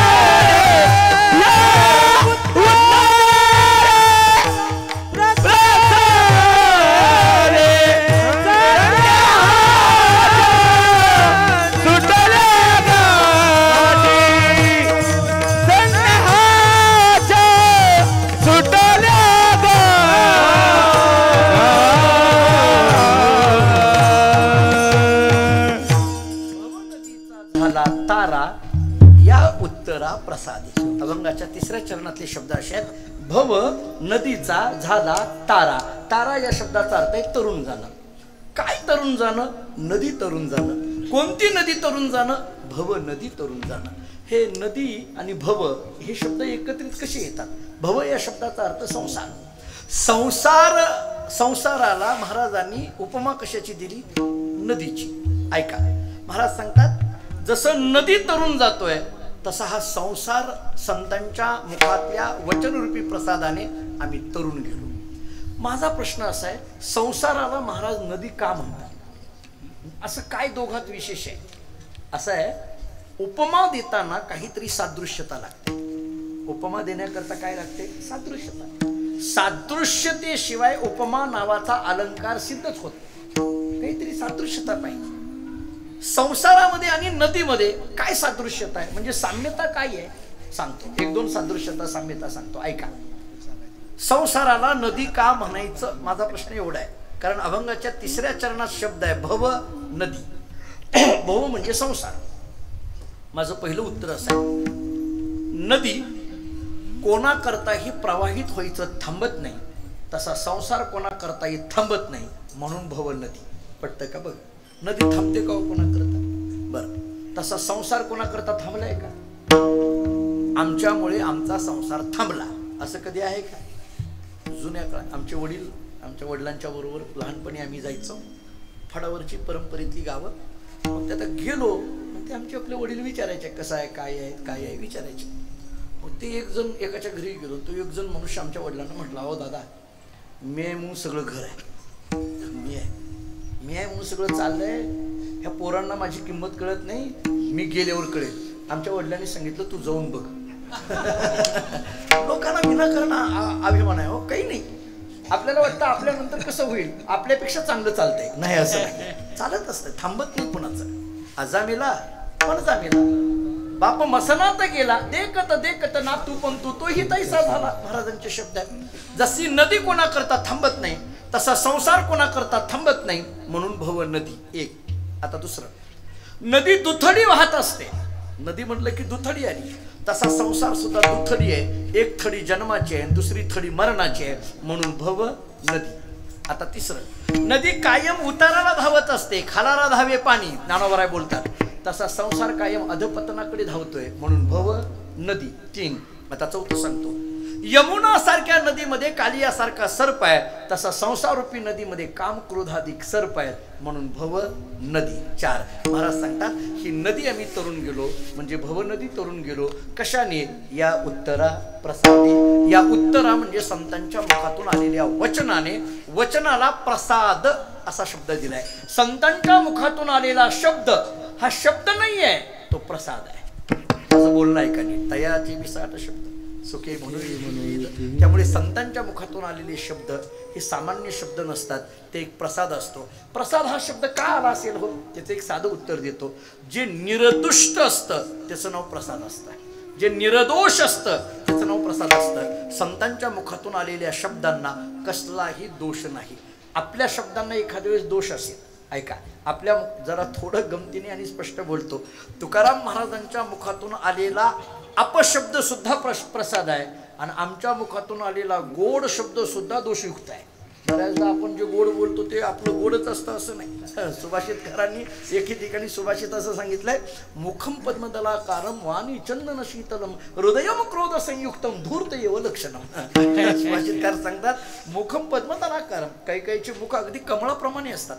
वाणी चंदन शीतलम, वाणी अगदी गोड बोले, आडनावाचे नाही, फार गोड बोले, पण हृदयम क्रोध संयुक्तम. अहो अहो, ते आपल्याकडे एक हे होते बघा आमच्या भागामध्ये, आपल्या मराठवाड्यात वैकुंठवासी बाबासाहेब इंगळे महाराज, ते फार गमतीने बोलायचे. ते म्हणायचे अति नम्र झाला की नक्की ओळखायचं काहीतरी घोटाळा आहे. नक्की ओळखायचं. कधी कधी आपल्याकडली माणसाने नम्र असावं पण नम्री नसावं. महाराज सांगतात संतांच्या मुखातून आलेला शब्द हा प्रसाद आहे. या उत्तरा प्रसादे, त्यांच्या मुखातून आलेल्या वचनाने आम्ही भव नदी तरुण गेलो.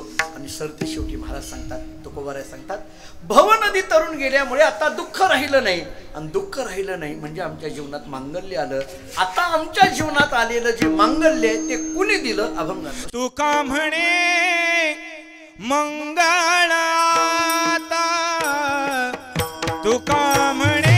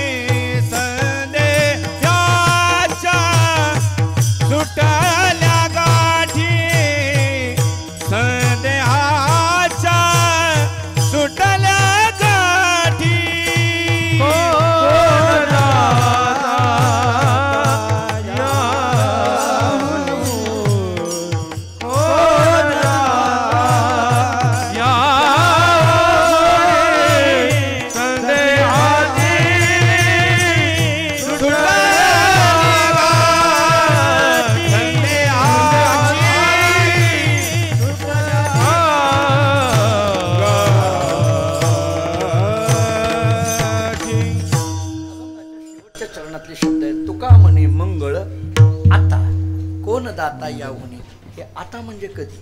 तो का म्हणे मंगळ आता, पण आता म्हणजे कधी? आता हा शब्द दोन पद्धतीने सांगतो, एक वेदांतातून सांगतो आणि एक व्याकरणाच्या दृष्टीने सांगतो. वेदांत शास्त्राने असं सांगितलंय, मल आणि विक्षेप हे दोन दोष निघून गेलेले आहेत. आवरण नावाचा दोष आणखी निघून गेलेला नाही. आवरण नावाचा दोष ज्या क्षणी निघून जातो तो क्षण म्हणजे मांगल्याचा आहे. तो का म्हणे मंगल आता, हा एक अर्थ. आणि दुसरा गमतीने ऐका, आता हा शब्द वर्तमान कालवाचक आहे. मला सांगा, आता शब्द वापरून भविष्य काळातलं वाक्य तयार होईल काय? आता शब्द वापरून भूतकाळातलं वाक्य तयार होईल का? नाही. आता म्हणजे वर्तमान काळच. आमच्याकडे एक शिपाई होता गुरुजी, ते सकाळी 8 वाजता यावं लागायचं, संध्याकाळी 5 वाजता जायचं. सुट्ट्याच्या दिवसामध्ये शिक्षक नाहीत, मुलं नाहीत, त्या शिपायाला कंटाळा यायचा. बरं, मुख्याध्यापक कधी येतील कधी नती येतील त्यांचा काही नियम नाही.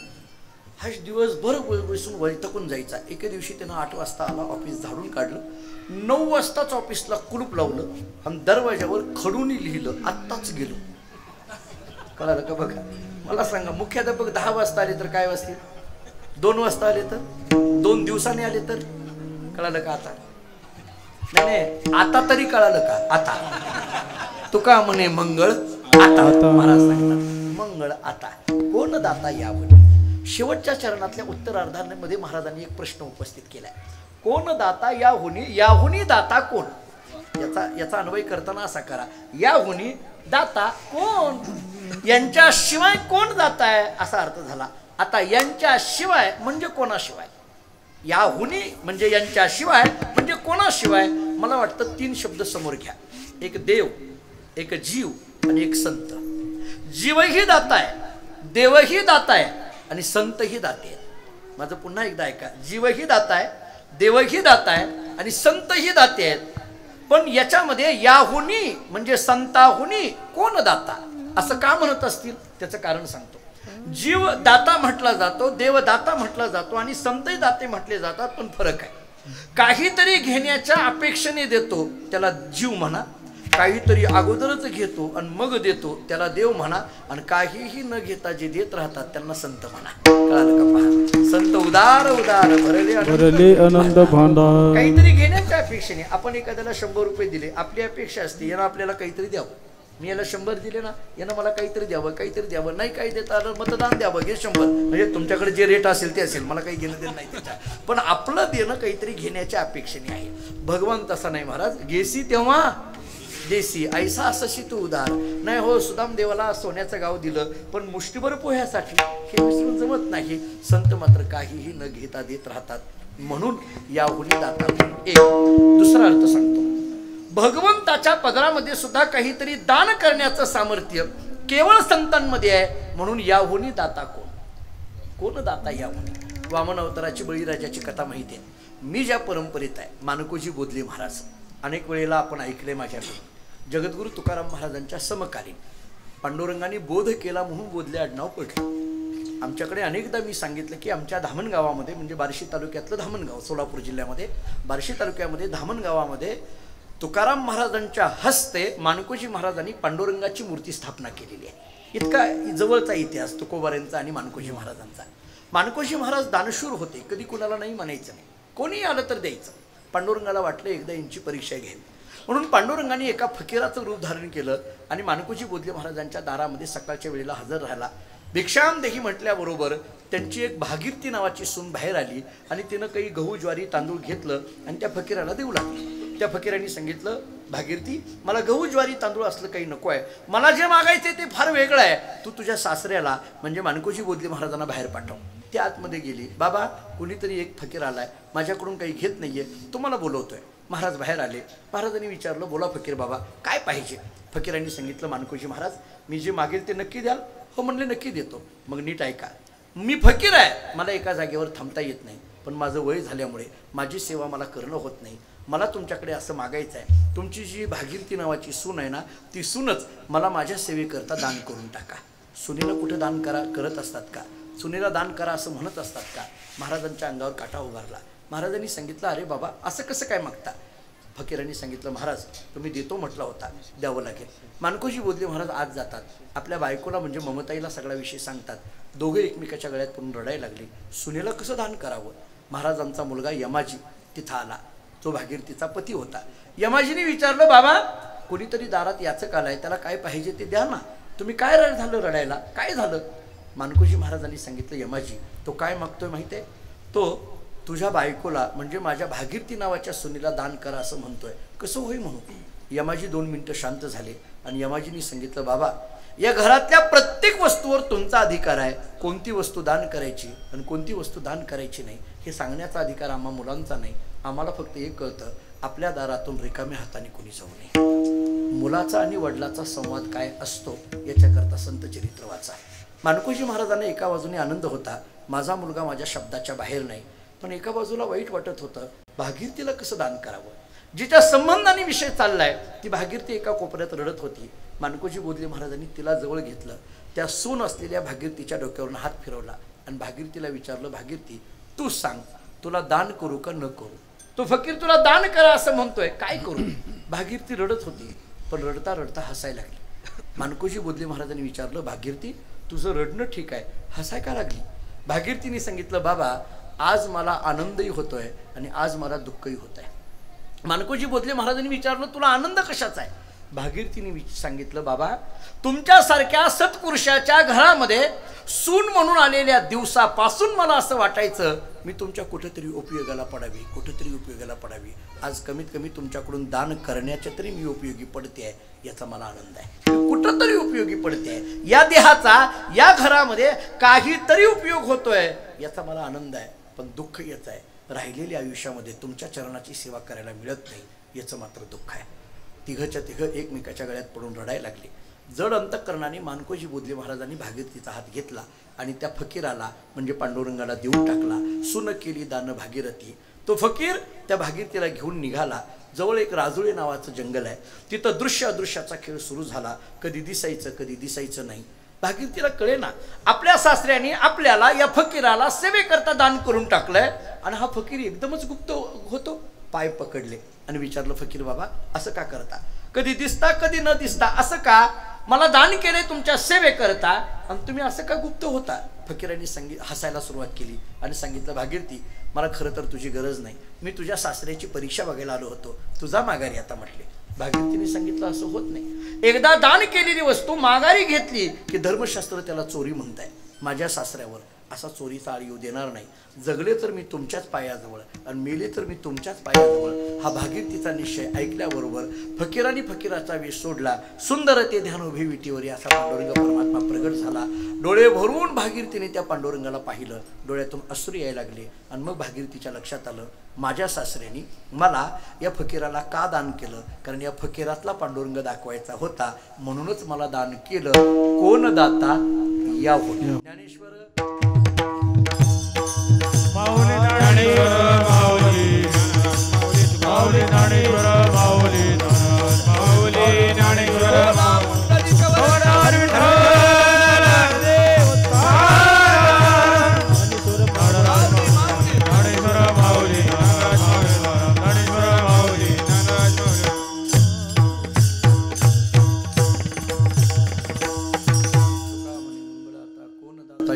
संदेहाची सुटली गाठी झालो पोटी शीतळ असोप झालेली सेवा.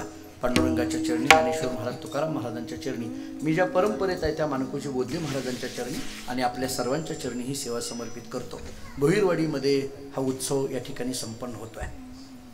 भगवान कालभैरवनाथ, जगेश्वरी माता, भगवान पांडुरंग परमात्मा आणि हनुमंतराय यांच्या मूर्त्या मूळच्याच गावात आहेत, पूर्वीच्याच त्याच मूर्त्या. पुनर्प्राणप्रतिष्ठा या मूर्त्यांची होती आहे. मंदिराचा जीर्णोद्धार आणि कलशारोहण याच्या निमित्ताने भव्य दिव्य सोहळ्याचं माझ्या माहितीप्रमाणे अल्पावधीमध्ये म्हणजे फार कमी काळात, कारण माझ्या माहितीप्रमाणे महिना दीड महिन्यापूर्वी काहीतरी फोन आला होता, इतक्या कमी वेळात इतके मोठे महाराज फक्त भोईरवाडीकरच आणू शकतात असं लक्षात आलं माझ्या. कारण पत्रिका जर बघितली तर एक होणी बळी रे. आता आम्हाला कसं कसं आणलं हे मी सांगत नाही, आम्हाला कुठले रद्द करायला लावले आणि कसं कसं केलं ते सांगत नाही. पण माझे मित्र हरिभक्तीपरायण संजय नाना दोंडगे महाराज त्यांचा सातत्याने फोन होता. अण्णांचा फोन त्यांना असायचा, नानाचा फोन मला असायचा. परंतु काही का असेना इथं येणं झालं. भोईरवाडी या गावामध्ये मला माहीत नाही गाव किती मोठं आहे, पण इतकी दिग्गज मंडळी इथं समोर आहेत, याच्यातून गावाचं मन मोठं आहे इतकं नक्की आहे. एवढी मोठी मंडळी इथं आलेली असती. मला सांगा कोण कमी आहे आज मला इथं सांगा. प्रत्येक पूज्य स्वामीजी इथं बसून आहेत, ज्यांचं संन्यास दीक्षा काही महिन्यापूर्वी झाली. पूज्य स्वामीजी इथं बसून आहेत. गुरुजी आज मला गुरुजींनी स्वतःहून फोन केला दुपारी, यादवराव फड गुरुजींनी, आणि मला सांगितलं की भोईरवाडीला जायचं आहे, मी तुम्हाला न्यायला कुठे येऊ. मलाच त्यांनी विचारलं. मी म्हणलं आणखीन भोईरवाडीकरांचा फोन यायचा आहे. तोपर्यंत गुरुजींचा फोन मला आला दुपारी. सकाळपासून त्यांचा फोन. गुरुजी इथं आहेत. आपण सगळी मंडळी आज गायकामध्ये तर सगळीच अगदी माझी अत्यंत जिवलग मंडळी आहेत ती येत आहेत. निवृत्ती महाराज बोरकर शास्त्री हे माझं अत्यंत श्रद्धेचं स्थान आहे. ज्यांच्या चरणावर नतमस्तक व्हावं अशी काही कमी माणसं आहेत, त्याच्यातली एक निवृत्ती महाराज आहेत. या भागामध्ये खूप काम त्यांचं आहे. वेदांताचा खूप चांगला अभ्यास आहे आणि स्वच्छ मनाने ते काम चाललेलं आहे. अशी आदरणीय आपण मंडळी आहात. आपल्या सर्वांच्या चरणी राजकीय क्षेत्रातली, सामाजिक क्षेत्रातली, शैक्षणिक क्षेत्रातली आणि आध्यात्मिक क्षेत्रातली सगळीच मंडळी आहेत. आपल्या सर्वांच्या चरणी नतमस्तक होतो. भोईरवडी या ग्रामस्थ मंडळींनी अल्पावधीमध्ये इतकं सुंदर अशा पद्धतीचे या कार्यक्रमाचं नियोजन केलं. आज एवढ्या एखाद्या सप्ताहाकरता एवढे सगळे टाळकरी, आज बघेल तितके टाळकरी महाराज. नाहीतर अलीकडल्या काळामध्ये टाळकऱ्यांची संख्या गुरुजी फार कमी झाली. हे ऐकायला हजारो असतात, 10-12 टाळकरी असतात, पण तेही उभा राहिलेली नाही. राधाकृष्ण गरड गुरुजी तुम्हाला माहित आहे, आपल्याला आता आपण फिरतो, केलेले वेगळे असतात आणि राहिलेले वेगळे असतात. तर ते म्हणतं मला टाळ वाजवलं, अरे दिसाईपुरते राहू दे म्हणतात त्याला. पण ही सगळी एक एकावणी बळी, किती गोड टाळकरी, काय चाली झाली आज महाराज. एक एकापेक्षा ऐकत राहावं अशा गोड चाली या सगळ्या मंडळींनी म्हटल्या. त्या सर्वांच्या चरणी नतमस्तक होतो. पुनश्च एकदा ही सेवा भगवत चरणी समर्पित करतो. आमच्या बोधले महाराजांच्या परंपरेच्या नियमाप्रमाणे मानकोजी गोदराज हे एक अर्ध्या मिनिटाचं भजन असतं, ते भजन करू. संयोजक जसं सांगतील तशी कीर्तनाची सांगता येते. मानकोजी बोधरा, मानकोजी बोधरा, मानकोजी बोधरा, मानकोजी बोधरा, मानकोजी बोधरा, मानकोजी बोधरा, मानकोजी बोधरा, मानकोजी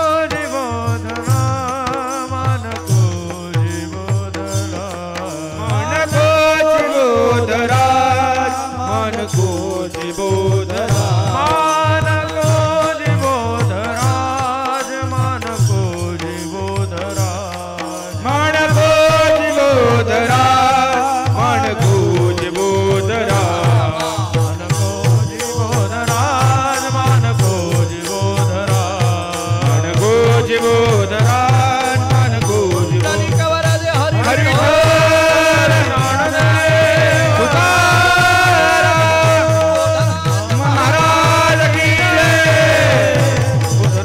मानकोजी बोधरा, मानकोजी बोधरा,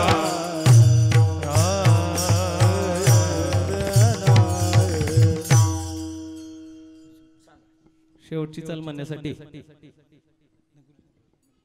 हरिभक्तपरायण राधाकृष्ण गरड गुरुजी आणि हरिभक्तपरायण सोमनाथ महाराज साठे, मृदंगासाठी यश महाराज लांडे, अशोक महाराज गायकवाड. आता तुका म्हणे मंगळ आता, तुका म्हणे मंगळ आता, तुका म्हणे मंगळ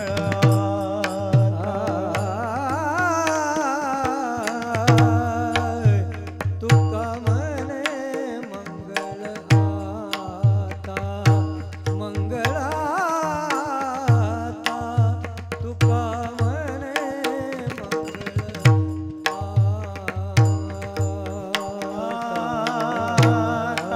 तुका म्हणे मंगळ आता, आता तुका म्हणे मंगळ आता. कोण दाता याहुनी,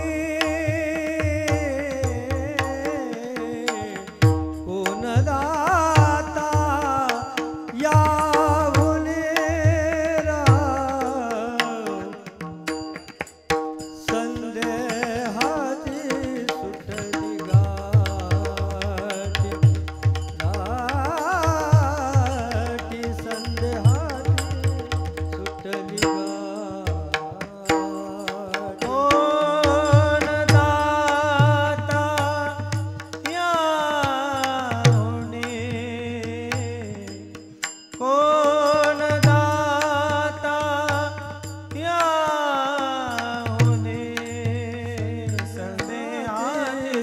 सुटली गाठ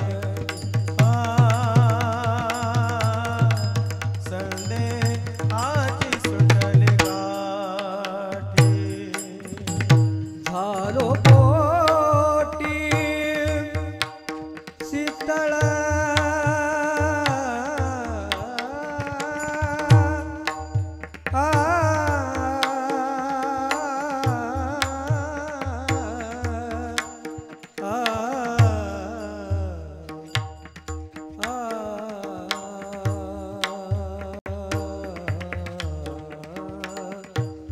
झालो पोटी शीतळ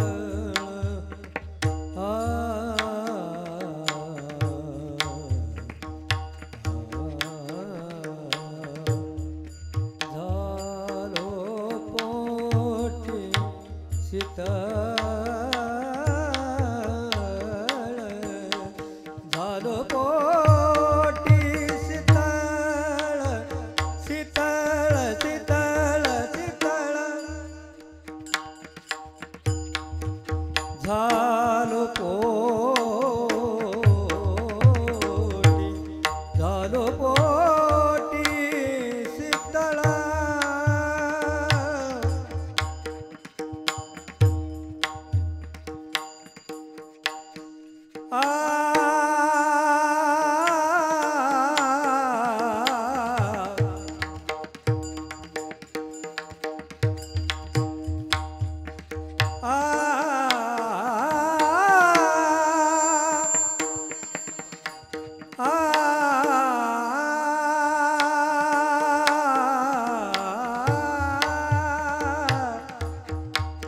झालो पोटी शीतळ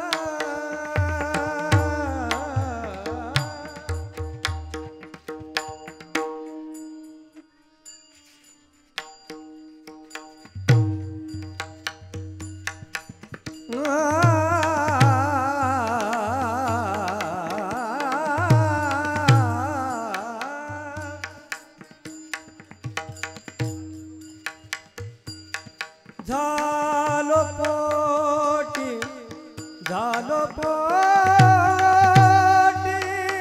शीतळ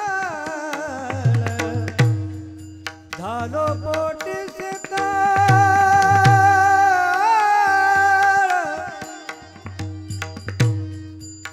झालो पोटी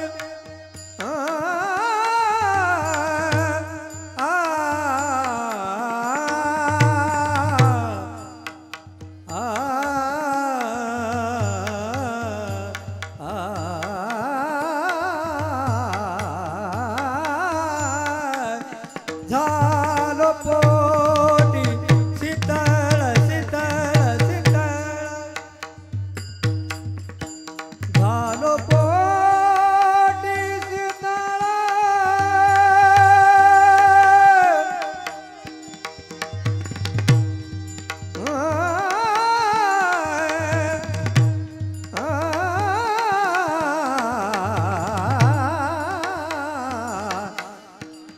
झालो पोटी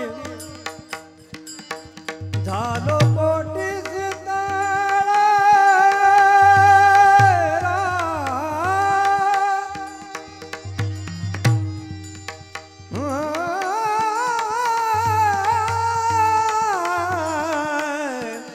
झालो पोटी शीतळ शीतळ शीतळ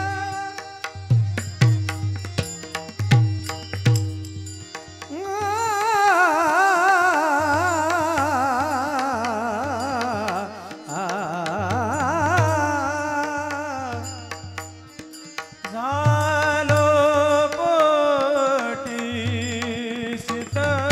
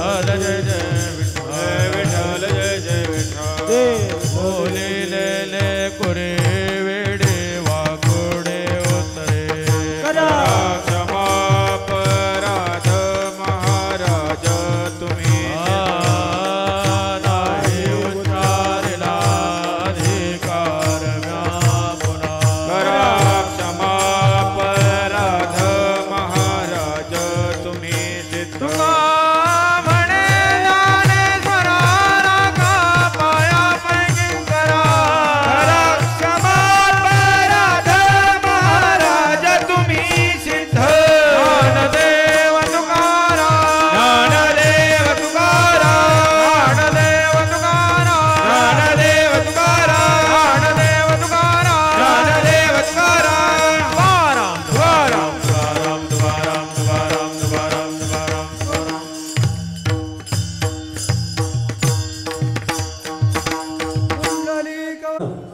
आणि मूर्तीच्या प्राणप्रतिष्ठाच्या निमित्तानं आजचा हा कीर्तन रूपी सेवेचा 4था दिवस आहे. पंढरपूर निवासी आणि बोधले परंपरातील असणारे महाराष्ट्रातील ख्यातनाम कीर्तनकार, समाज प्रवर्तकार आणि ज्यांना राज्यात नव्हे तर देशामध्ये एक आगळं वेगळं स्थान आहे असे गुरुवर्य डॉक्टर जयवंतरावजी बोधले महाराज आपण या ठिकाणी अतिशय उत्तम रीतीने सेवा केली. सर्वांना विनंती आहे, कृपया जरा खाली बसून घ्या प्लीज. बाळूमा खाली बसा. दसरा भाऊ, मला कल्पना आहे उशीर खूप झालेला आहे. या ठिकाणी महाराजांचा सन्मान देण्यासाठी शिवणे गावचे सरपंच बाळासाहेबजी गोडके, हरिभक्तीपरायण किसन महाराज भोईर, माजी उपसरपंच बाळासाहेब बालोडकर आणि निलेश भोये आपण ताबडतोब आणि महाराजांना सन्मानित करावी विनंती. पटकन चला. महाराज एक विनंती आहे, मंदिरासाठी या ठिकाणी दानेश्वर मंडळी खूप आहे. 2च मान्यवरांचा आपल्या शुभास्ते सन्मान होईल. कृपया विनंती आपल्याला. या ठिकाणी महाराजांना ग्रामस्थांच्या वतीनं नियोजित मंदिराचे वास्तू या ठिकाणी शिल्प देण्यात येत आहे. आपण स्वीकार करावी विनंती. या ठिकाणी या मंदिरासाठी आमच्या मनगावचे माजी सदस्य आणि उद्योजक वसंतदादा गोडके आपण या ठिकाणी चांगल्या पद्धतीने मदत केली. आपल्या ठिकाणी ग्रामस्थांच्या वतीने सन्मान होत आहे. कृपया सन्मान स्वीकार करण्यासाठी पुढे यावं.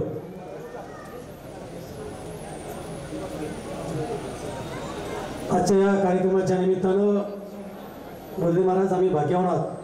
किराणे घराण्याचे सुप्रसिद्ध गायक, आमच्या गावावरती यांचं विशेषपणे प्रेम आहे. आमच्या राज्याच्या अनेक संगीतकारांच्या हृदयावरती ज्यांनी विराजमान झालेले असे गुरुवर्य यादवजी फळगुरुजी आपण आलात. अतिशय मनापासून स्वागत करतो, धन्यवाद देतो. अनेक मंडळी या ठिकाणी आहे. त्या ठिकाणी वसंतदादांचा सन्मान आदरणीय गुरुवर्य बोधले महाराज आपल्या विनंती या ठिकाणी वसंतरावांचा आपण सन्मानित करावं. त्याचप्रमाणे मंदिरासाठी या ठिकाणी आमच्या मुळशी तालुका राष्ट्रवादी पार्टीचे युवकचे अध्यक्ष आदरणीय सागरभाऊ साखरे यांनी या मंदिरासाठी 50,000 रुपये दिले. त्यांचं देखील ठिकाणी मी ग्रामस्थांच्या वतीनं ऋण व्यक्त करतो. सागरभाऊ आपल्या ठिकाणी महाराजांच्या हस्ते सन्मान होतो आहे. आपण पुढे यावं. मारुती सांगत आपण पुढचं सूत्रसंचलन करावं. सर्व भगिनीला विनंती. या ठिकाणी संतोष पोपटराव गावरे आपण देखील या ठिकाणी मंदिरासाठी 25,000 रुपयाची रोख देणगी दिली. आपलं देखील मनापासून स्वागत, धन्यवाद. सागरभाऊ साखरे यांचा सन्मान या ठिकाणी आदरणीय गुरुवर्य बोधले महाराज आणि गणेश महाराज, त्याचप्रमाणे वासुदेव भोये आपण स्टेजवरती या. हरिभक्तीपर्यंत वासुदेव भोये. महिला भगिनीला विनंती आहे, उद्या सकाळी आपली शोभायात्रा निघणार आहे. कृपया सर्वांनी 7:30 वाजता मंदिराच्या जवळ यायचं, याची नोंद घ्यावी. पुन्हा सांगण्यासाठी लावू नये.